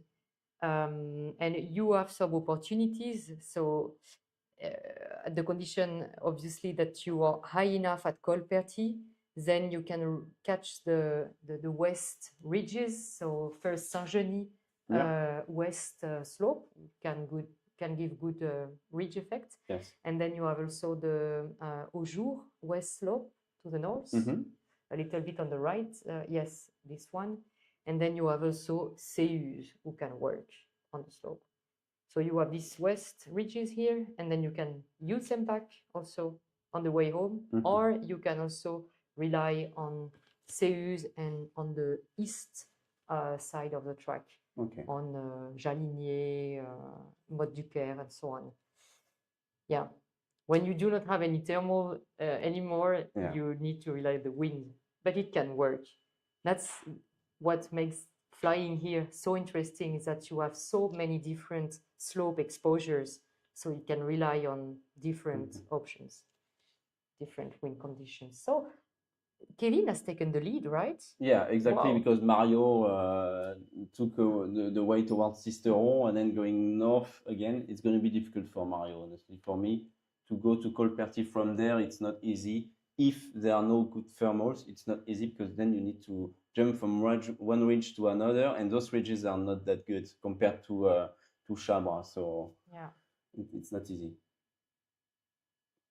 You might even need to go back in the valley or very close to the valley for then be able to go back to Chabre. It's really a difficult area here in the Baronnies.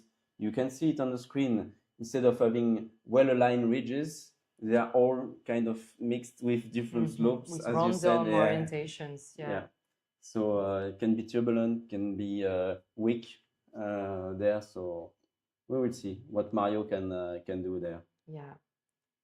And what's going on behind? So Looking at Stefan Langer. yeah, that's impressive how hard it was for him to climb back. Yeah. Um, He's taking the time now yeah. in a proper thermal, 2,600 meters. It's okay. He's not in panic. He's just. He knows the scoring system. If you're not in the top 10 pilots, so it's equal if you're the last or the 10th pilot. So maybe he's just ensuring to complete the task properly and not to risk any outlanding or Kevin, so we'll reach Chabre quite easily, obviously. Yeah, very high. It's very high still. And he can go, actually can go straight indeed. He will lose a bit of energy because he's going to be downwind with this, with Chabre mountain here. But it's quite okay because Chabre is at 1,300 meters, so it's much lower. And we said basically you could have good energy between 1,300 and 1,600 meters without thermals. So the wind effect is not going to be that bad for him. Yeah. And in the end, if there is nothing, he will end up at 1,600 meters at the end of this reach to go to Colperti. So it's going to be the same. He just takes the most direct route probably to go to Colperti, and that's it for him. Yeah. And he's flying very smooth, very slow. Yeah. We could see on the ground speed that he's really slower than before, just trying to maximize altitude and not to make a mistake right now. For the others, for Eric, Alberto, Maximilian, and Stanislav. Probably, I think they might go to the right to go to Chabre there, maybe. Yeah. It depends if there is maybe 1 or 2 cumulus clouds here, but probably this way indeed. We will see. Looking forward. Because 1,700 meters is not that high, and you prefer to be on the good side of the ridge to get to the maximum of energy. Yeah. To me, it's clear. Yeah, Alberto is going to the right as well. But they probably see Kevin on their flight computers. They have the information that Kevin is ahead of them at 2,100 meters almost. So they know that from the flight deck. Yeah. And it's interesting because when we look at the spot the glider, we can see also that there are a lot of paragliders flying in the area. So maybe they have spotted some paragliders or other gliders flying on the ridge, and they are flying straight to this. Because there is a start, a launching pad for the paragliders at Chabre on the mountain where they are going to fly right now. So probably, as you said, might be a lot of activity there today in Chabre. So that's good for them. They have, they can see the thermals. If there are some, they will help them for the race. So that's pretty good. Yeah. Indeed, they are making the detour towards Chabre, obviously. Maximize altitude gain, if possible. Can we have the distance to turn point, Sebastian, just to check? I think about 15, but it's difficult to estimate visually. It's not easy. As I don't know Colperti. It's not turn point. We not usually, the traditional one. We usually fly. Exactly. Colperti, no. It's gonna come, I think. Yeah.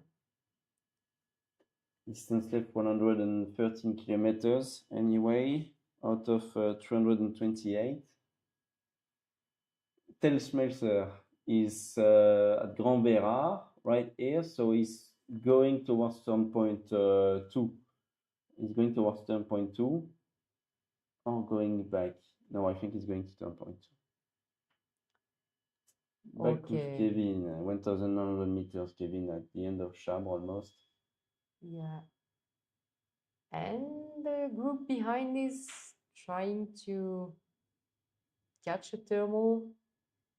The group is 5 Ks behind Kevin. So Okay. Kevin has quite secured a big advance, Mm. unless he doesn't climb. We'll Yeah. see. Yeah.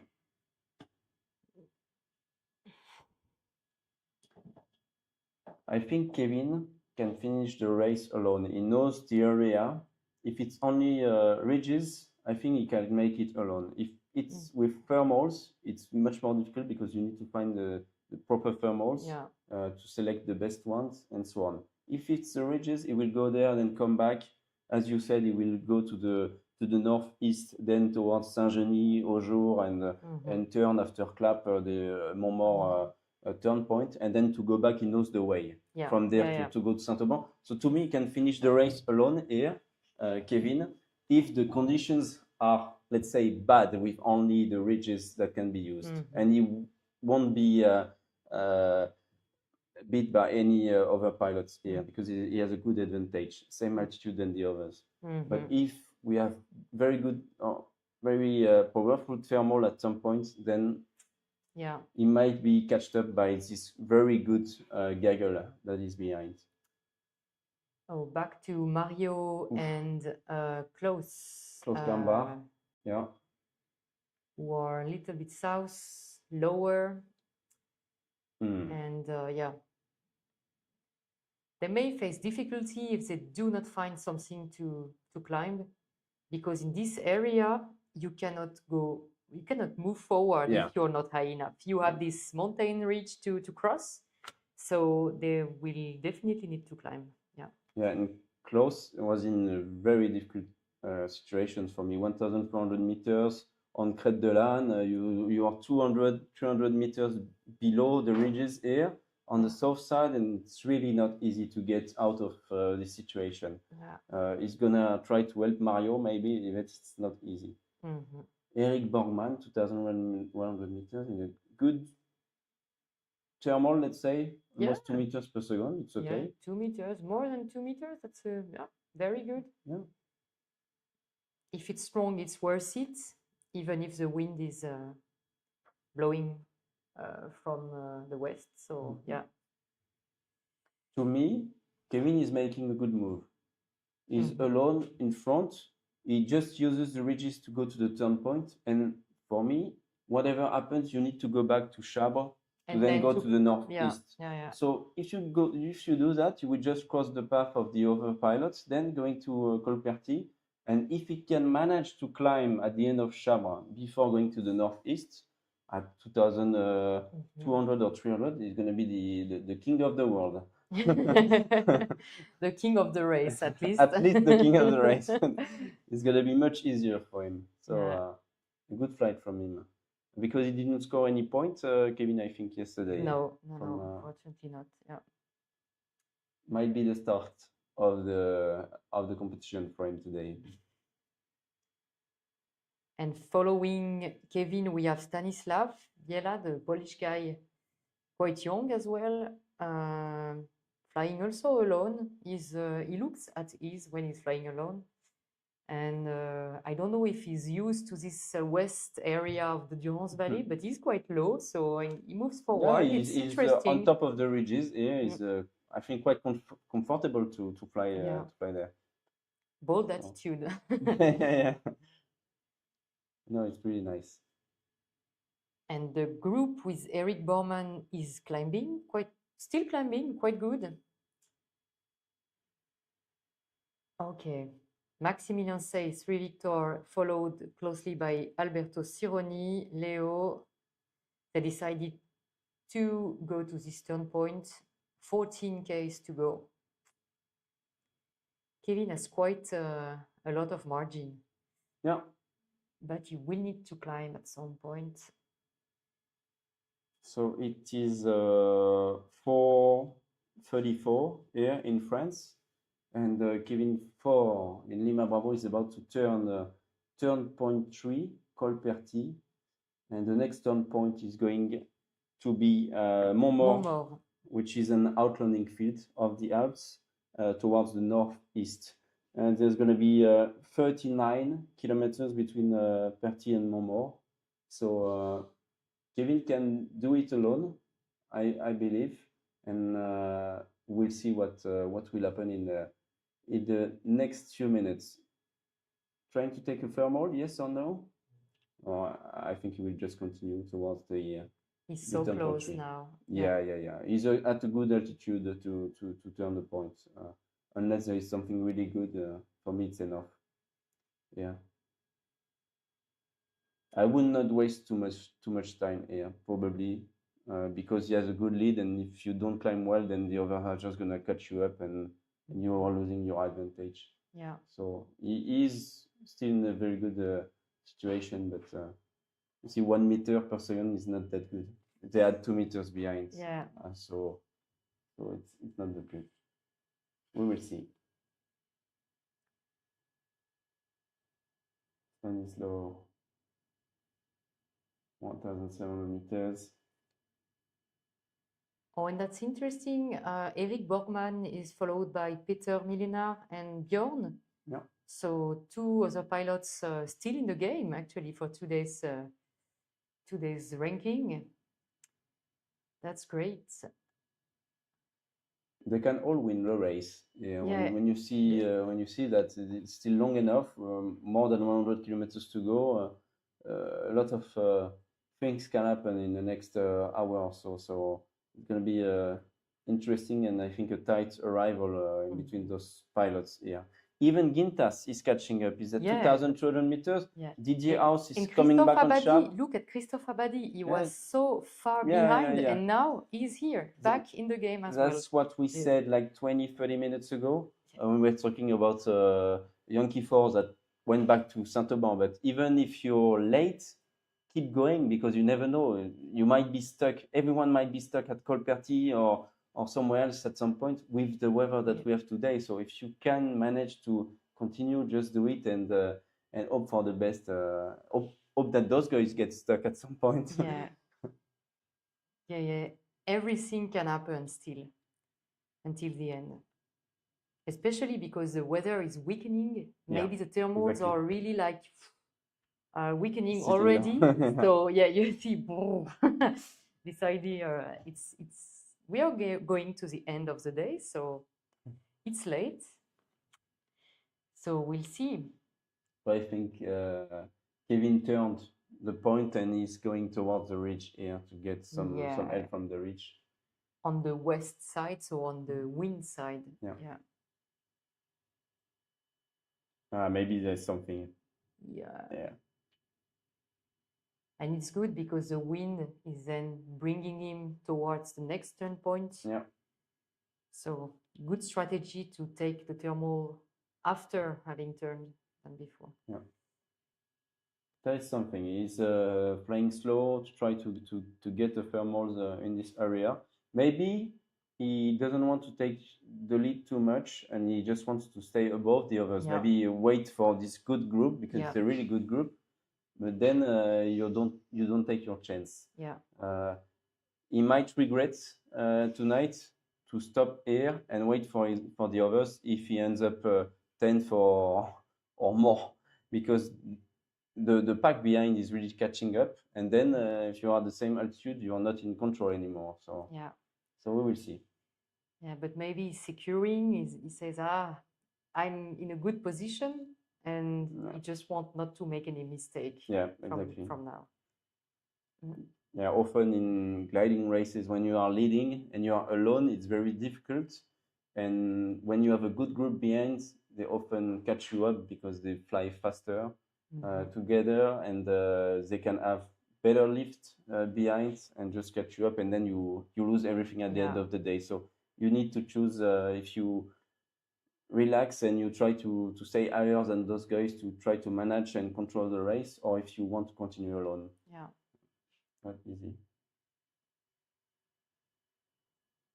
So Kevin 4 has turned turn point 3. We have Stanislaw Bielsdela from Poland turning as well the turn point 3, followed by Max Seitz in 3 Victor and Alberto Cironi in Leo at 1,740 meters now. That's a good group. So Kevin is just above those guys, basically, but just by a few meters. So it's not a lot. Yeah. but now he has friends on Yeah, others. at least he has to- some friends. He has Yeah. some friends to find the next thermals and maybe help each other for this quite tricky end of the race. Yeah. Eric Borman is the higher one here, 1,900 meters. Sorry, Yeah. so quite good. Oh, Max was really pulling hard, like Yeah. I've seen, and now he's accelerating again. Yeah. Push and pull. It's going to be tricky for Stanislaw at 1,600 meters if he's going to the northeast straight. It's really difficult in this Yeah. area. So we'll see what happens. Yeah. Brian is back. Yeah. Wave us. Yeah. Sorry. Very interesting. That's good. Yeah. You're doing a good job. It's Oh. very exciting. What's happening? Poor old Kevin got caught there, didn't he? Yeah, Kevin, it's yeah. impressive how he flown on this leg, taking a good thermal at a good moment and then enabling him to fly, to catch the next turn points. Really impressive. While Mario lost a lot of time making a big investment to the south, which wasn't worth it. So It's yeah, interesting that amazing. one thermal, Kevin stopped to climb. Mario didn't. Maybe he didn't hit it. Maybe he chose not to. But it's really cost him. Yeah. It really cost him a lot on that part. And that's why our game is so exciting. You make one mistake and suddenly you're really out of the game. Yeah. You get one really good decision and you're back in the game. Yeah. But you know, while you've been doing this, I've been watching some really weird things happen. Kilo Whiskey, he spent he spent a long time to climb up. Then when he climbed over, when he went over the parkour, he went To the south. Trois Évêchés. Yeah, to the Trois Évêchés, And like then he makes Gintas. three- Gintas has done the same. It's He a was- long way out Yeah. from the He was track. completely back with them. Yeah. And then he went away, and now he's come back. Yeah. But I was counting. All the points are in that group. Stefan's out of the points at the moment. Mario's out of the points at the moment. Yeah. Didier's out of the points at the moment. Mhm. So there are 9 gliders in that group. Yeah. If they stick it together and they keep going, yeah, they're going to be happy bunnies Yeah. tonight. Yeah, exactly. And they are And- quite close to each other, so it's really not set in stone for But we the must, winner of the day. Yeah. we must remember there's still nearly 100 kilometers to go. Yeah. Yeah. Yeah. And there's plenty of places yet that could become difficult. Yeah. But I get the feeling that they've settled down now into a group that's flying in pretty much the same conditions all the way now. Yeah. Exactly. I think now they are used to these weather conditions and they will slow down and just manage to fly together to get back safely. Because as you said, the points are more or less secure. We just need to decide how many points we're going to get now. Yeah. Well, if you watch Grand Prix racing, you'll realize that the real secret now is to be at the top of the last level. Yeah. It's not to be at the front of the last level. When the last level comes, you need to be highest. That puts you in the front for the final climb. And out of these guys in this group, Eric is very tactical. He'll understand. Max is very tactical. We haven't seen enough of the others to see how tactical they are. Kevin, I think, will be probably a little bit impatient. Yeah, Want yeah. to keep going. Yeah. So it could be anybody at the beginning. Yeah. One thing's for sure, they need to climb again after they've taken the northern zone. Yeah. There's plenty to do yet at these sort of altitudes. It's maybe 4 or 5 thermals still before they come home. Yeah. Maybe, but you have some ridges which are nice, orientated with the wind. So on the last leg, they could benefit really from ridge effects, which can help gaining maybe 200 to 300 meters more. We'll see. Yeah, they could do. So maybe it's the best thing we can take stock of where everybody is. We see where the guys who disappeared behind, are they still coming? We see that I think Conrad's taken a new Oscar Tango there. He's taken a route way around the north, but he's not at the turning point yet. No. Stefan's fallen a long way back. Yeah. India's finally climbed up and he's going to the turning point. And I'm surprised to see Mario and Stefan on a day like this, being dropped behind like this. Yeah. Yeah. Yes, so Stefan was kind of stuck on the parcours to go to the west. He was lower than the others, and I think the ridges were not that good there Yeah. to climb fast, and that's why I fall behind. As you said, I'm quite surprised with the choice made by Didier going to the Trois Évêchés to climb higher there. Quite surprised. I think Stefan had a similar decision because he went further south on towards the Trois Évêchés than the others, and I think he was thinking maybe we need to get really high here. But actually, it wasn't necessary to get so high. The other guys all ran across there pretty well. Kevin Ford is doing some push and pull on the ridge to join the valley near Serie. Yeah. Now is not the time to fly low, Kevin. Yeah, definitely not. No. It's getting late. Yeah, the other guys are saying, no, let's try and stay above 15, 16 meters if we can. Yeah. But on the glider tracking, we see gliders pretty high in the turn point area. So Near Montmort? near Montmort, yeah. Yeah, maybe they climbed South at the and before. north of Montmort. Yeah, that's it. Yeah. They're still therms, and they'll be therms Yeah. for a while. Yeah. They will come home, but it's a question of who's going to get the best tactic. Yeah. But we were looking out the windows like 30 minutes ago, and we could see still on the east side pretty nicely formed cumuluses. But now they're almost gone. There's almost nothing there. So I guess that the cumuluses are gone as well now on the west side. Oh, thank you, Sebastian. Yeah. There are a few actually on Auton there. So the area is still active north of Saint-Auban, so it's quite good. But I can tell you that on the east side, it's really bad. It's not that good now. Yeah. And it's thick. That brings the end of the soaring 1 hour earlier, 1.5 hours earlier. Yeah. Although there's a lot of inertia in the air to keep it going. Yeah. But look, we've got some really good guys here. They've got some winters to fly. There's still a nice breeze. They'll be Yeah. okay. And what's fun is now to watch how it's handled. It's really fun to see who's going to make the right decisions, the right tactics, the right style of flight. Yeah. This group here got a really good chance. Kevin's he has a good chance, but he's on his own. Yeah. And he's not only got to find the lift, he's going to feel slightly nervous about being on his own. Exactly. Maybe tonight when we ask him, he'll tell us he felt really good about being on his Yeah, own. good question. Yeah. Exactly. That's why I'm surprised that he waited or tried to get a thermal that was not that good near the turn point 3 because he had a good lead. Yeah. And he kind of destroyed his lead and he was catched up, and maybe there is a bit of frustration. He's pushing now because he saw the other guys coming in. So He heard you. Yeah. I think he thought, hang on, they're talking about me not getting right. That's a possibility. And of course, they can see each other now. They can see each other. They're going to come in at the same height. It's exactly like bicycle racing Tour de France. When the guy in the front's been caught by the group behind, stay with them.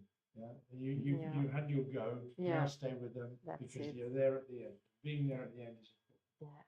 Yeah. Oh, he's moving forward to Arombre. Yeah. What's it called, this one? Arombre. This is Arombre. The mountain here, Arombre. Just east of Serie. Yeah, Klaus exactly. Ullmann. Exactly. So Klaus Ullmann's was just on the north side.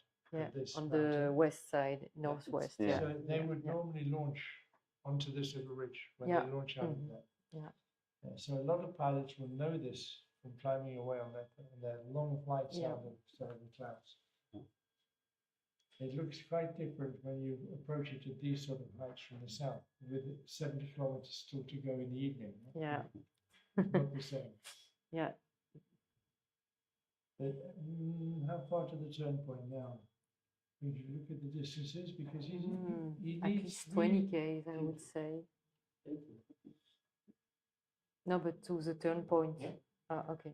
Sorry. Oh, yeah, 17. Okay. Oh, yeah. 70k. Yeah. And we know that they need 1900 to come home.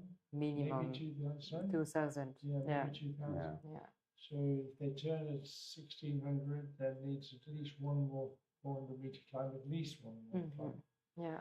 And they're coming into wind. Not much wind, but they're coming back Yeah. into wind. Yeah. Yeah. And where's India now? Has he climbed up? Is he around the turn? Mario Kisling, 1,640 meters approximately. And he's with Quintas and Christophe Abadi and Didier House. So not too bad. They are close to the turning point, I think now. They passed. Just Yeah, past they're it, just close. close, yeah. Exactly. Anyway, so Kevin he went through the Serie Valley, he passed Arambre, which is good. What is he doing? He's going in the It's- middle of the yeah, valley. it's strange. Yeah. I cannot figure out why he isn't relying on the Montagne d'Aujour and on the slopes who are to the right. Maybe a It's small cumulus or, yeah, maybe or the there's something. convergence there. Sometimes there's a convergence in this valley. So maybe he sees that there is a convergence in place Yeah. now, but it's not easy. And you see the obvious is being made by Alberto and Max. Yeah. They went through Arambre and they are going towards Aujour and then Houle later on. It looks like He was under pressure. it looks like Yeah. it looks like Alberto and Max is going to go more to the west, the east. more to the east of Yeah. the hills, which is logical. It's what you would expect. Yes. Kevin, if he stops to climb in imminence, we'll know it was a cumulus that he could see. Yes. Yeah. Exactly. Still, you have this problem. Do I go to the queue or do I go to the hills? With me, I'm a flatland fan. I go to the queue. I understand that. He's quite a little rich here. You might be watching something unfolding here. Yes. Oh yeah. Oh yes. And you know, at Aujour 1,500 meters is not that high. Huh? No. It's not easy when you're there. No. It's a good mountain, good ridge, well alimented by the wind, but it's not easy. Yeah. It's at this point of the flight that you want Didier with you. Yeah. Yeah. Yeah, that's true. He Definitely. knows his way along. Yeah. The highest point of Aujour is 1,800 meters. Okay, so that's not high, 1,500. Yeah. He's at 500 meters above ground. Yeah. Is Kevin doing something really, really clever? I have no Maybe, idea. yeah. He's going to the airfield of Aspres here, and then you have Les Apôtres, which is the mountain, which Yeah, is to making the a circle north. to the north. Yeah. So maybe he's going on Les Apôtres, but- which can work yeah. well as well. And Alberto Sironi is taking the ridge and maybe a thermal in the upcoming seconds. Yeah. That's right, they're climbing. Yeah. They're climbing 1 meter per second At least. at least. And Eric's with them. Eric's going to want to stay with this group as well. Max won't care whether he stays with them or not. Yeah. Mike is coming in. Peter's done a good flight, a really good flight, considering he doesn't really ever do this sort of flight. Yeah. It's, as Max said this morning, when he was being interviewed on the grid by Claire, wow, we don't normally cross the Durance Valley 3 times in the same day. Yeah, This exactly. is not the sort of flying we're used to here. So you have to adapt. Yeah. You have to adapt. It's a race, same for everybody. And now we'll find that Kevin's gamble to go to Les Apôtres has been a good one. Yeah. Yeah. He's going up. He's going up. Yeah. Seems to He's work. going well. Whoa.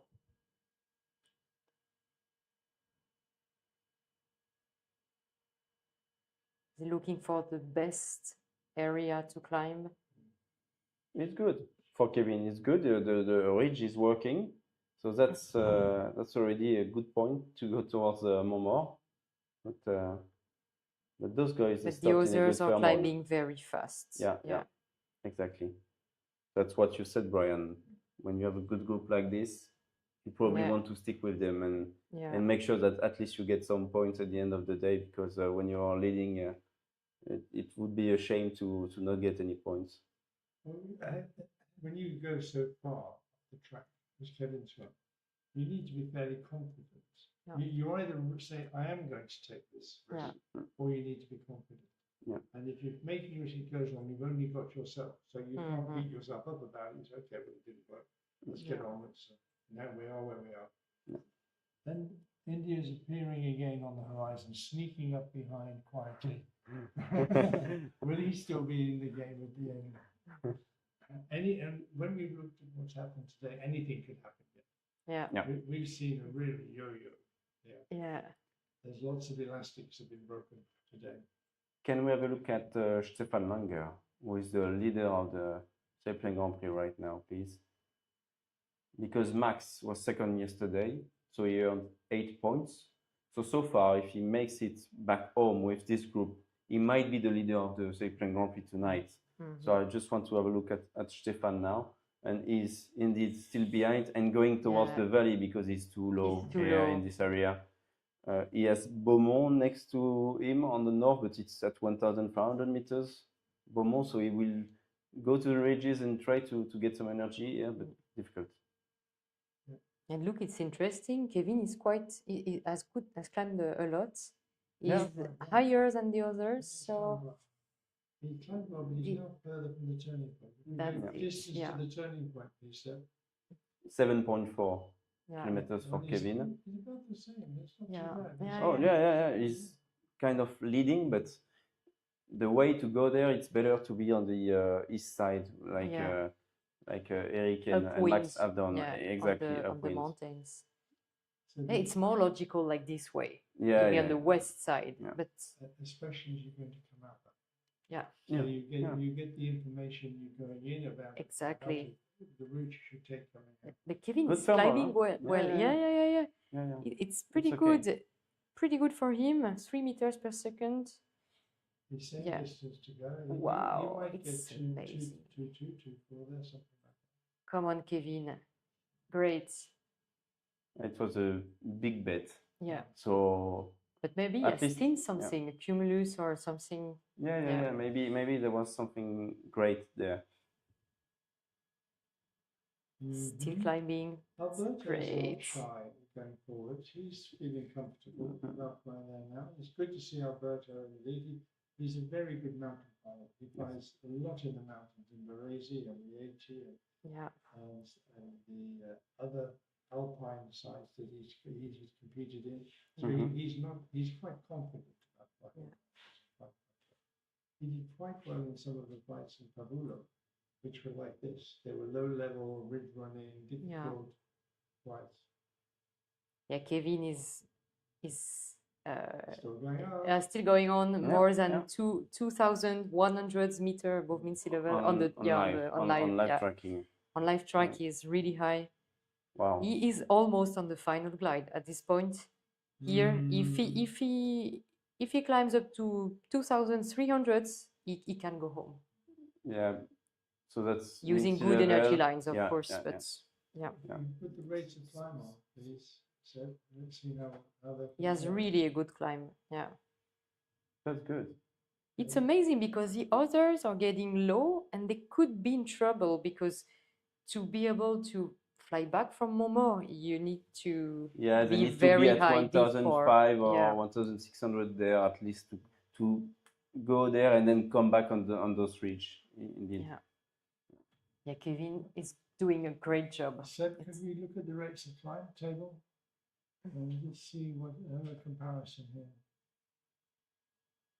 Yeah, he's got a really good climb. It's perfect. He's doing really well. Yeah, it's perfect. It's amazing. If he wins tonight, it's a really well-deserved win, honestly, because he's led for quite a while now, Kevin, and he's taken several risks and several bets alone. So really good flight. At least for me, it would be the pilot of the day, let's say, today. We will see if he can make it to the finish. The day is the one who gets 10 points. Yeah. Maybe him. Exactly. We don't know. At least the. But he's looking good. Yeah, he's looking good. 2,400 meters. Okay. Wow. Okay. Yeah. On your live. On the live tracking. And he's going to be feeling quite confident about the glide because he knows the area so well, and he must have done many glides. Oh yes. Yeah. So he's going to feel, okay, I know my way home. Yeah? And the Yeah. rider knows his way home. Yeah. And it's perfect because he climbed with the wind pushing him towards the turn point. So then he may do a straight final glide.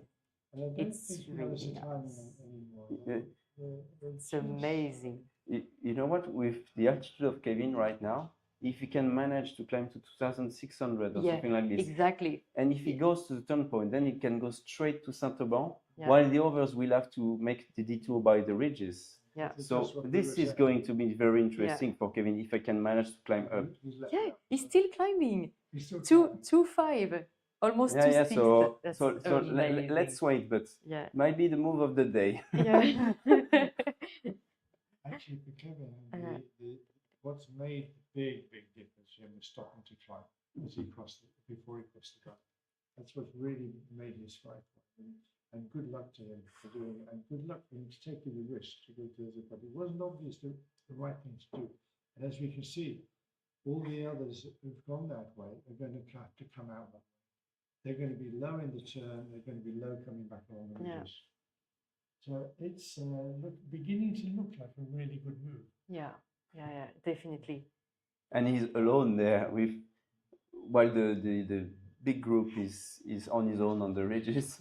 He's doing 2.6, 2.6, Mario almost Kisling, 2.7. Mario Kisling is going towards us, but much lower than Kevin. Huh? Yeah. When he reached. He's well down the ridge when he gets there because we know that the thermals will pop. 2.7, Kevin. 2.7. That's And- amazing. And we have Leo Alberto Cironi, who is Yeah. turning in a few seconds the turn point 4, sorry. Can we look on top of the turn point, please, Seb? Let's see who turns and when they turn. I He's going guess to the he's ridge hoping first. for something on the ridge, yeah. Maybe a thermal there before turning the point. Well, we'll see what happens round here now.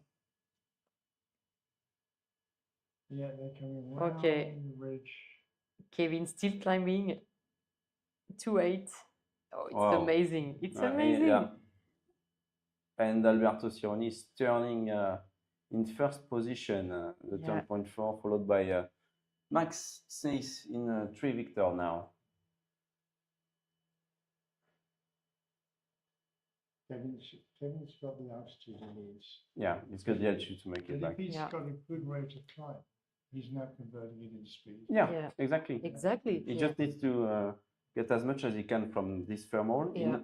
Maybe he knows that he's all alone in there and he can see with his flight computer that the others are stuck at 1,500 Yeah. meters. Maybe he has this information already available to Yeah. Well, him. it's his to lose now. Yeah. Max did Max turn? We were looking down on the top, but I'm not sure if he's been in and out. Yeah. Have they turned and coming back? Said we were looking over the top. Difficult to say. Okay. Yeah. He leaves at, Turn. Yeah, Max turned the turn point. Eric Borgman is there at 1,460 meters. Yeah. Peter Milena 1,400.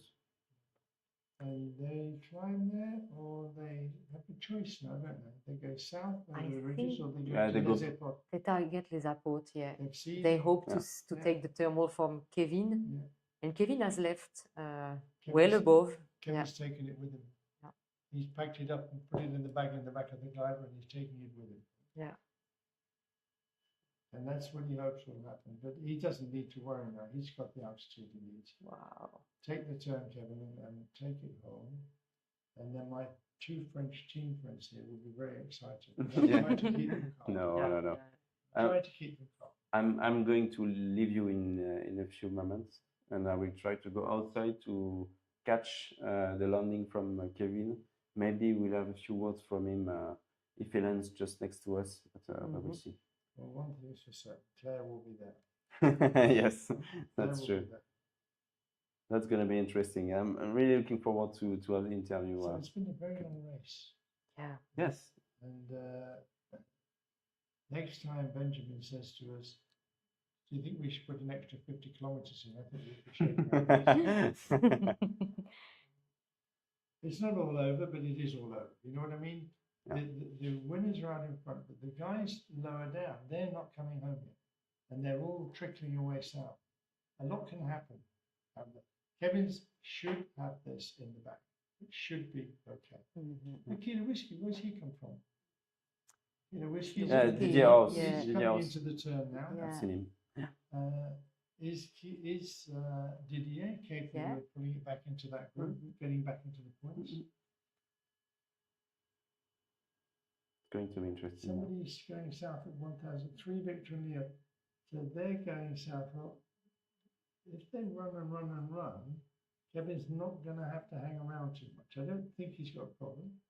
Because they still need to climb at some time. Mhm. They're not very high, are they? Yeah, all of them are doing the same, same choice without climbing before the turn point. We'll see if they manage to catch a thermal from Les Apôtres. But they may arrive quite low, so. It's going to be interesting for them. Kilo Whiskey turns. Kevin hasn't turned yet. Where's Tush? Tush is, you think he's way back, isn't he? Oh, come on, Kevin. He's, I think he... 58 kilometers he's away. really made sure. Yeah, exactly. He's really made sure. Yeah. I took that gamble. It looks like it might pay off, but I'll make sure it does.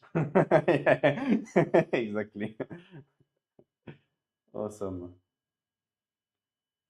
We have Hotel Charlie as well, huh? Turning the turn point with slow. Vaughan's had a good flight, and he's still there. It's such an experience for the people who've not flown in this area to have a flight like this. Crossing the valley, low down, the ridges, the mountains, the Barcelonette Valley. Such a contrast from the flying. And it shows what a great sport that we have, because you can be winning 1 minute and you're absolutely on the bottom the next minute. Yes. And then you can come back again. And you get this amazing contrast in both conditions and scenery and style of flying. We're seeing some very interesting results here. The people who we expected to be very consistent at the front are struggling to be consistent. Yeah. They're struggling to consistently make good decisions or have a little bit of luck in their decisions. Because let's face it, if India took the thermal that Kevin took, it would be a different situation for him. So he missed the one thermal. Yeah. Exactly. Well, I'm gonna leave you now, guys. You're going to leave because you're expecting Kevin to come along. Yes. You're going to open the champagne. Well, as long as you make sure it's at 650 meters, it'll be fine. Yeah. Yeah, he needs not to take any penalty. No. It looks blowing Seb's ears out. See you, Antoine. Over there. He's flying quite conservative, not fast. The game that we want to watch now is the group that are going to be second to fifth place. The group on Les Apôtres. Yeah. They've all gone to Les Apôtres to climb, and they are climbing. So now it's only a question of time and who gets to the top at the right time. Yeah. India's still coming in. Yeah, he still needs to and turn the he's climbing points. well. Yeah. So we have 1, 2, 3, 4 here, plus Kevin is 5. There's Kilo Whiskey has turned and he's coming out. Hotel Charlie's turned. 5, 6. Sierra is there, 7. Lima Zulu, 8. Yeah. And the next one could be India, maybe. If he's India, climbed up now, he might do what Kevin did. Yeah. He might just go for the final dive from here. That would make sense, wouldn't it? It would make sense now for him to get the max altitude. And they're all climbing well.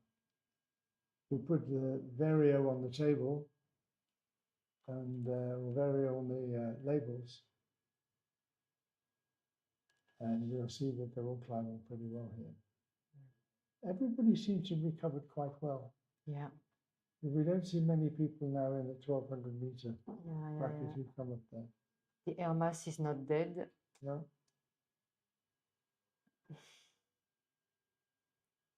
So India's still to go in. So Max looks like he's going to be at the top of this group when they leave. And he doesn't have to go to the turn. So 2000 meters, to be sure, 2,200 maybe. Yeah. For Max, being higher is important because he doesn't have to leave first. If the others don't leave, Yeah. It's when good. they leave, he can Yeah, go. So exactly. he doesn't have to push any risk. Yeah. Uh-oh. Oh, we have lost. We lost a little bit of data with Max there. I'm sorry about that, folks, but Yeah. it does that every now and again.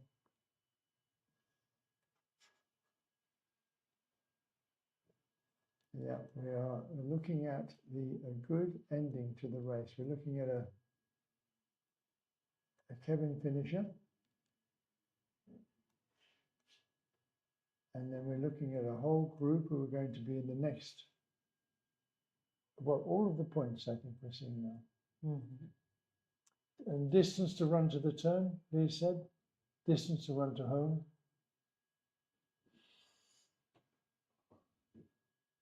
46 kilometers for Kevin. Yeah. And 2,000 meters.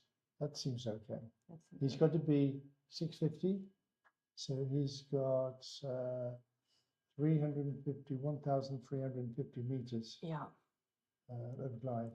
That's not too bad. Yeah, his goal of height is positive, so he has even margin. He's actually in positive already, Kevin. Yeah. Now, are any of this group with Alberto and Peter and Maximilian, are any of them going to have a go and leave early to try and get back first?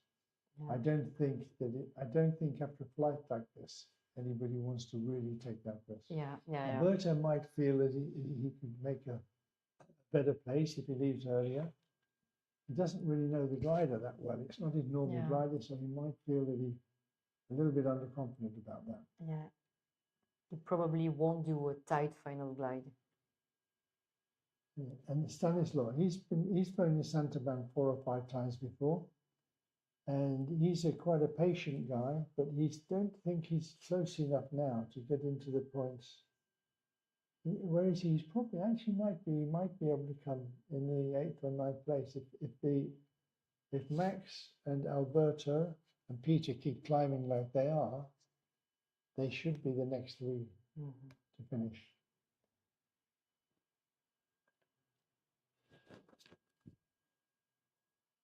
Kevin's way, way, way ahead. Yeah.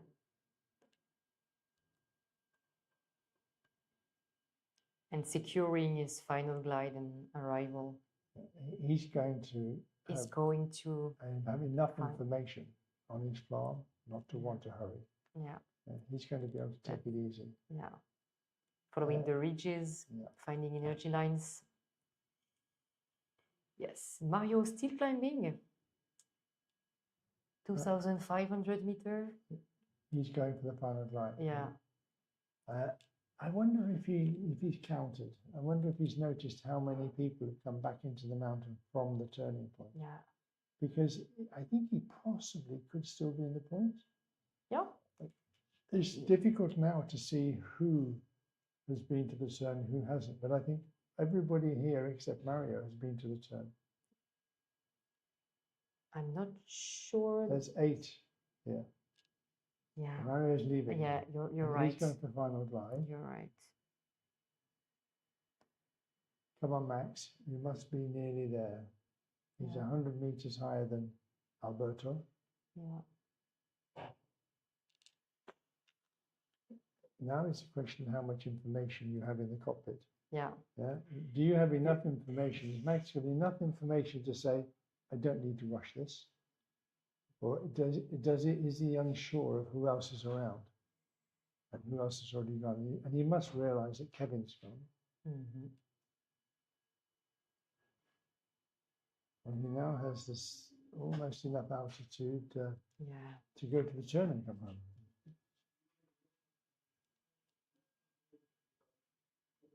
I think he knows what he's doing, and he's just ensuring that he won't do a mistake on the last glide. I think he's worked it out. Yeah, he's worked it out that he can't take whatever happens. He knows he's in the first one of the leading group, and he knows he's higher than everybody else. Yeah. So why would he leave? There's definitely. somebody below him. No reason to leave. He can just push and accelerate. So, yeah. So Kevin gliding towards the finish line. He has Saint-Auban in his sights. He Yeah. can see it. Yeah. Yeah, this altitude, you are comfortable for the final glide. He has a lot of margin. Do you know, it's at this part of the flight when you need to be really patient, because you always start to feel you want to get back. You want to fly faster. And you know that flying faster is not what you must do. You must be patient and just keep going. Yeah. We always want more and more. Yeah. Faster and faster, but it's not worth it. I think glider pilots are naturally impatient people. Yeah. That's why they want to keep moving until suddenly they go, must be patient. I put the patient button. Well, they're still going up. Nobody here has got their McCready set on 0. Yeah. A quick view on the sky currently, still covered with cirrus clouds and still surviving cumulus clouds locally. One of the most amazing things about flying in this area and out of Saint-Auban is you can fly on days like this as if there was no cirrus. Yeah. It is amazing how the conditions can be so homogeneous and so gives you such a capability to make great flights. And you think, oh, today can't be good, but you can make some fantastic flights. Yeah. I think you call it the aerology. Yeah, aerology. Yeah. Perfect aerology here. Max is on the way. Yeah. Max is on the way. Alberto's on the way. Something's got to happen for Alberto to pass Max. Yeah. Alberto is quite tight on the final glide. We'll see. He's quite pushy, and also he's got the advantage of seeing if Max flies through sinking air or rising air. That's it. But I don't think the valley now, looking ahead, at their altitude, I don't think there'll be any really big influences of convergence or wave that would affect the glide. On the contrary, they could even benefit from lift on the west side of Aujour and Crête des Selles, like Kevin did actually. He really followed the crest to maximize energy and then straight away. Kevin's got lots of altitude to spare. Yeah. He's up to McCready 3 now. At least.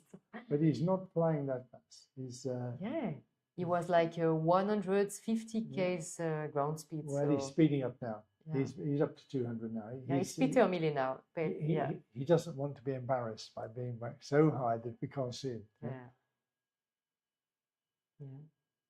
No, he's still flying quite. Oh, he's slowing right down again. 50, 160. Yeah. No reason at all to fly past Kevin at the moment. He can still accelerate at the end. It's fine. I'm pretty sure he'll know that. I'm pretty sure he'll know that he's in the lead. He'll have seen what happened at the turning point. I can't imagine that he didn't realize that he was first round there. It's interesting, the option chosen by India. You see, he was pretty much further east because he hasn't climbed after the turn point. So he's going straight on the ridge. Yeah, he's going to be back in the points, I think. Yeah, maybe. Yeah. He's got the height to come home. Yeah. If we can take a big picture from behind for the final glide, Seb, so we can look down and see where everybody's going, because there's going to be a little bit of a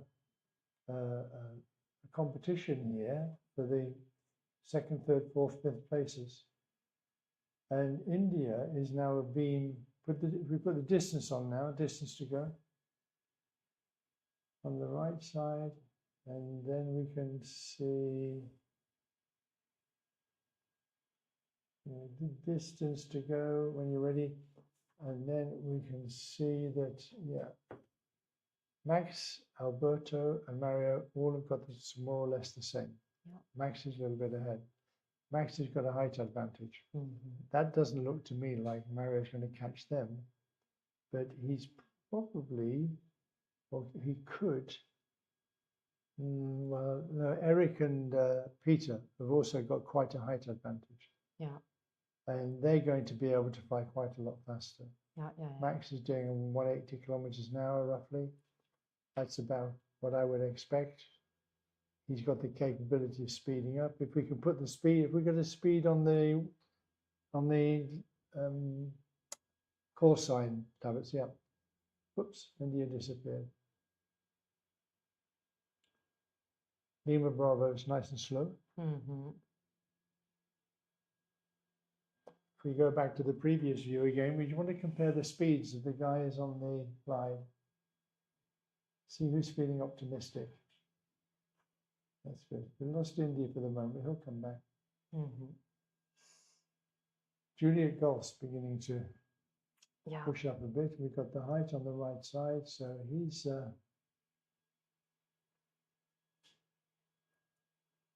positive.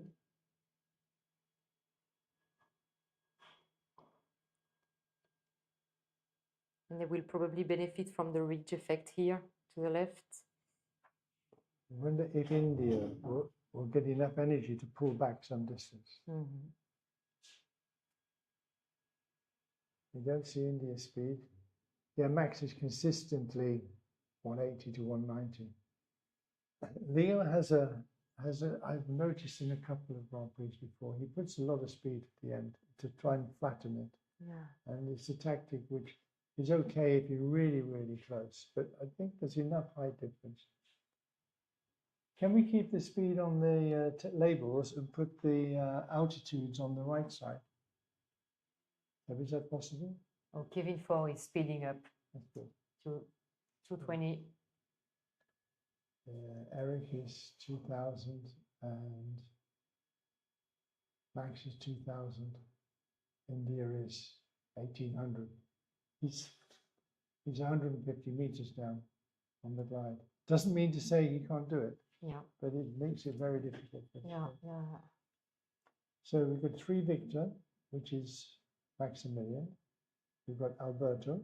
We've got Peter Milliner. We've got Eric Borgman and India, all in contention for 2nd to 5th places, 2nd to 6th places. And then we've got the next 2 is Hotel Charlie, which is Bourne, and Stanislas in the next 2 places. Kilo Whiskey might even get a point yet. He's not going slow, is he? He's Kilo Whiskey's altitude is 2,100 meters. Yeah, he's not going slowly.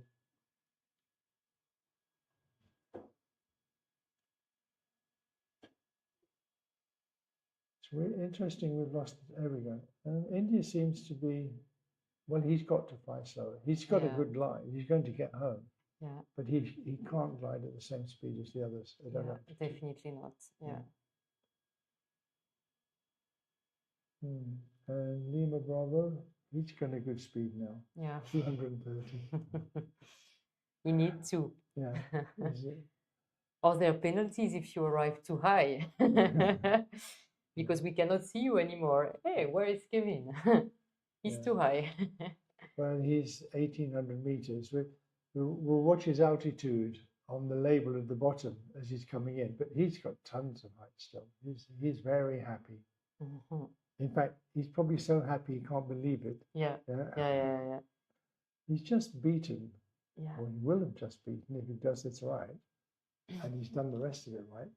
3 ex-world champions, 1 current world champion, and he's a young lad. He's going to be.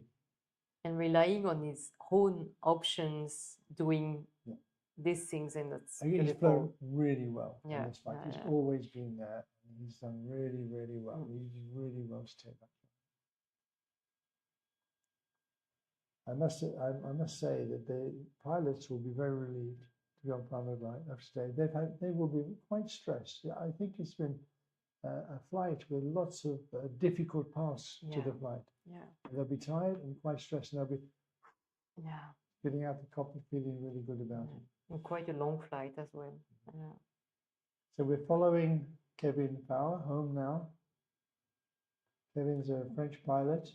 It's his first time in a Grand Prix final. I think it's his first time. First time at World Championship level. He flew in Narromine, I think. That's true. Level. And so he's going to win his first day in a World Championship level competition. And we're all very happy for him, as long as he doesn't go below the magic 650. And Max looks like he's got it settled there. He seems to be very steady. Nobody's catching him at the moment.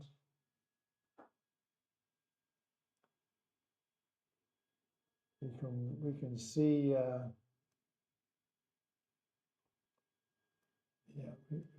If we can just watch Kevin finishing.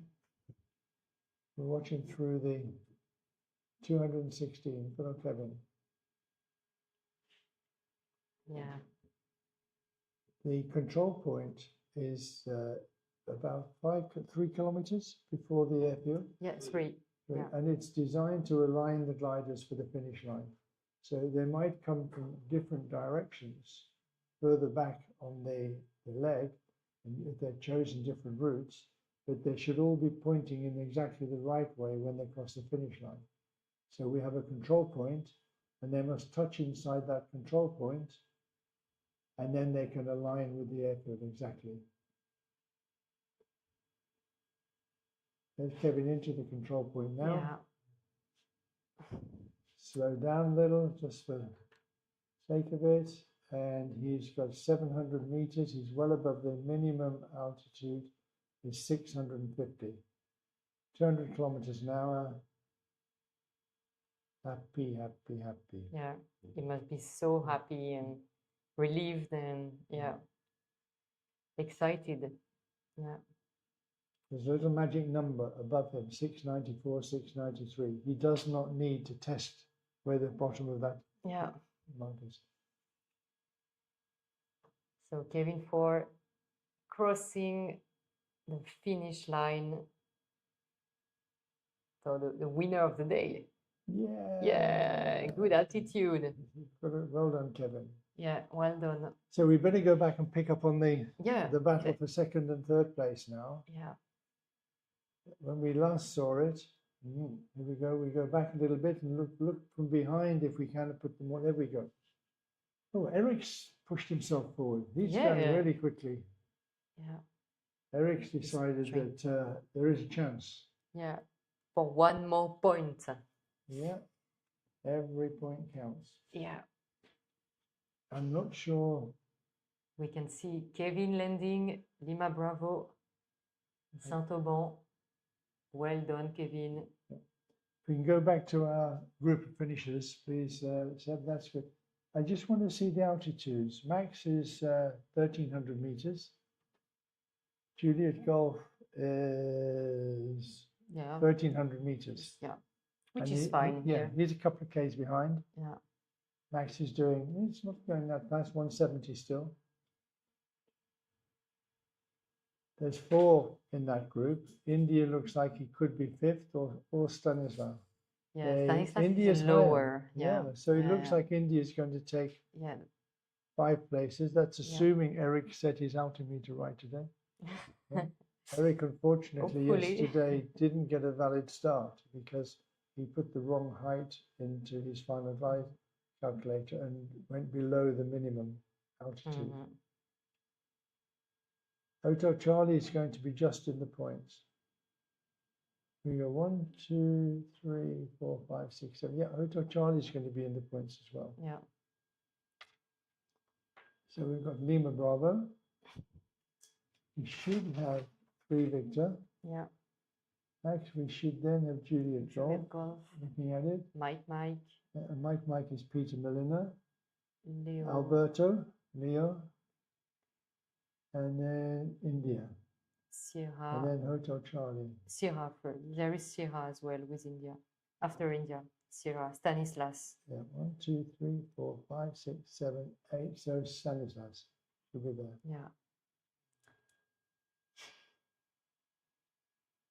They've had a good race. And there's not much chance of Juliet Golf catching 3 Victor, but there is a chance of, no, he can pass Mike maybe, but is there a chance that Alberto can catch them? I don't think so. No, Alberto is, to me, too far behind. But between Mike and Juliet Golf, gonna be really tight. They're going to be coming in together. Yeah.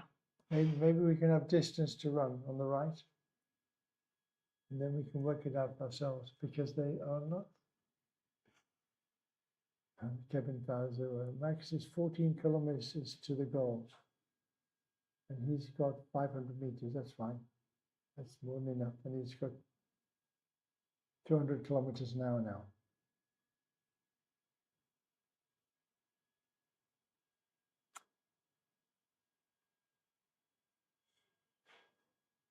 Yeah, Peter and Eric are so close. Yeah. Peter and Eric are going to battle it out. Yeah. But Eric's a bit lower. Peter's not so experienced in this sort of competition as Eric. Yeah. He's not flown a world final before. Eric flew the first one here. That's 20 years ago. So Peter's probably, there's a risk he doesn't fly fast enough at the end, but I think he will. I think he'll be okay. I think he looks like he's got just enough distance ahead to make sure that Eric can't catch him. Yeah. Even if Eric, because you cannot push below and come in front. Yeah. The minimum altitude applies from the control point all the way to the finish line. So you cannot go below the 650 meters between those. So you cannot overtake somebody by going underneath and then slowing down. If they are level, just at the 650 or above, you have to stay at the same height or above. Can we go the speed on the labels, please? We get speed on the labels. That's Vario. It's 217, 210, 205 kilometers an hour. All the same. Nobody's going to be able to do much about it now. I think we're looking at the order of finishing.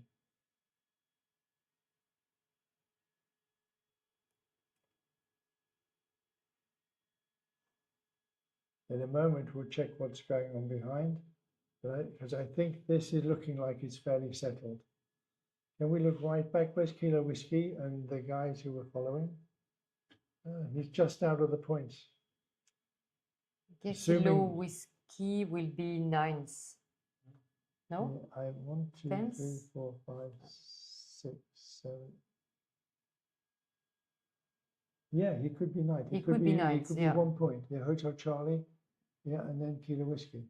And Gintas will be just out of the points. Yeah. Yeah. Well, I'm pretty sure that after the problems that Didier's had today, you'll say, okay, so I only get 1 point, but I'm lucky to get that actually. Yeah. Coming in now to the control point. Nobody's going to be able to change that order, I think. I think that's it. Yeah. That looks to me like it's going to be settled. They're all the same speed. Yeah, and Peter Milena even increased the gap. He's used his extra few meters to push forward. Yeah. Eric certainly won't want to get a penalty. Leo will have a go. Alberto will have a go at passing. He'll have a go. He's not a stranger to getting penalties at the start, at the finish. Huh? 3 victors through. Mike's going through. 651, 650, 650, 660. Come on, guys. It's 650 minimum. Oh, Mike. Oh, no. Why would you do that? No. Now, Eric slowed down a bit there to go through the control point. I hope they had the good minimum. But of course, altitude. We're getting the actual altitude. It could be that there's an adjustment to be made for field elevation. So it may what we're seeing here may well not be exactly the altitude. You're it's right, pretty you're close. right. And there is a 10-meter tolerance. So if they go up to 10 meters below, they don't get a penalty. And then they get a penalty including the 10 meters. Oh, okay. So the first 11-meter penalty is quite serious. It's quite severe. 3 victors home. Mike's coming home. Alberto has passed Eric. Alberto has passed Eric, and it's just in front of him now. He says 640 though. No, well, we'll see. It'll be a job for the scorer. Yeah, job for the scorer to see what it actually Yeah. comes out with. Hang on a minute, Juliet Gold's turn is short of the finish point. No, that can't be right. No, there must be a problem in the GPS. Yeah, I'm sure it will be. I'm sure it will be okay. Yeah, I can't imagine it's not. And we should go and pick up the rest of the guys behind them. Serie is Stanislaw coming in, Yeah. and we expect Kilo Whiskey to be next. Yeah.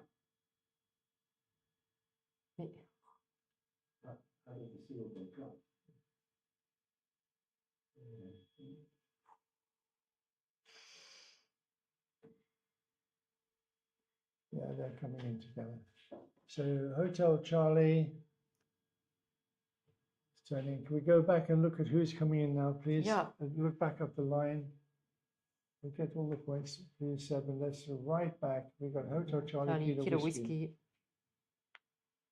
Bjorn and Didier, the last 2 pilots with points today. I think if we pull back even further, we'll see Mario. And who else? We can go back and if we go back, please, 7. Look who else is still coming on the last leg. Mario is already here. Yeah. Mario is here. Oh, already. he's just finished. Yeah. Okay. Okay. Yeah. 6th place. Yeah. Probably. Yeah. Can we go back and see? We've got Lima Zulu, 2 Lima, right back. Let's see who's still flying. Yeah, there's Mario.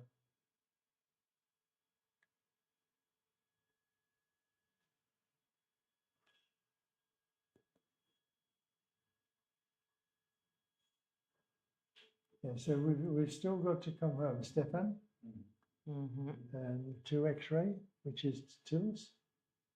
Delta Charlie, which is David Bauer. And flying together, there's Arne. And it's getting tight between Adrian. Kilo Whiskey and Hotel Charlie. Kilo Whiskey is pushing, is a little bit higher. Maybe he will go. He will get 1 more point. Look at this. Yeah. Well, Hotel Charlie does look a little bit low. Yeah. And we don't, his speed is 119. He's going really slowly. Yeah. Maybe he pushed too hard too soon. Yeah. Or maybe he wasn't high enough. Yeah. But it looks like maybe our GPS indications are probably a little on the low side. What happens is that the instrument in the glider is calibrated against the field height, and we're not calibrated against the field height. So it could be that with the pressure difference, we're seeing a slightly different altitude. Yeah. So Kilo Whiskey, Didieros 8th and place on the day, followed by Hotel Charlie, Bjorn 9th. So the last pilot to become points today, to get points today. Except we have to look at the penalties. But of course. Yeah. Well, what a great race. Yeah, it was so exciting until the end. That was really amazing. Yeah. We have to go and prepare for the podium tonight. We expect to have another great day's racing tomorrow. We'll produce a highlights video of today's race, which will be on sgp.aero round about 7 o'clock this evening, between 6 and 7, nearer 7, I think, it's 5:30 now.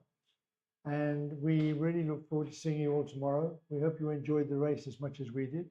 And we would like to say goodbye. Goodbye from me, and it's goodbye from Maud. Yeah, goodbye. See you tomorrow. Bye-bye. Bye-bye.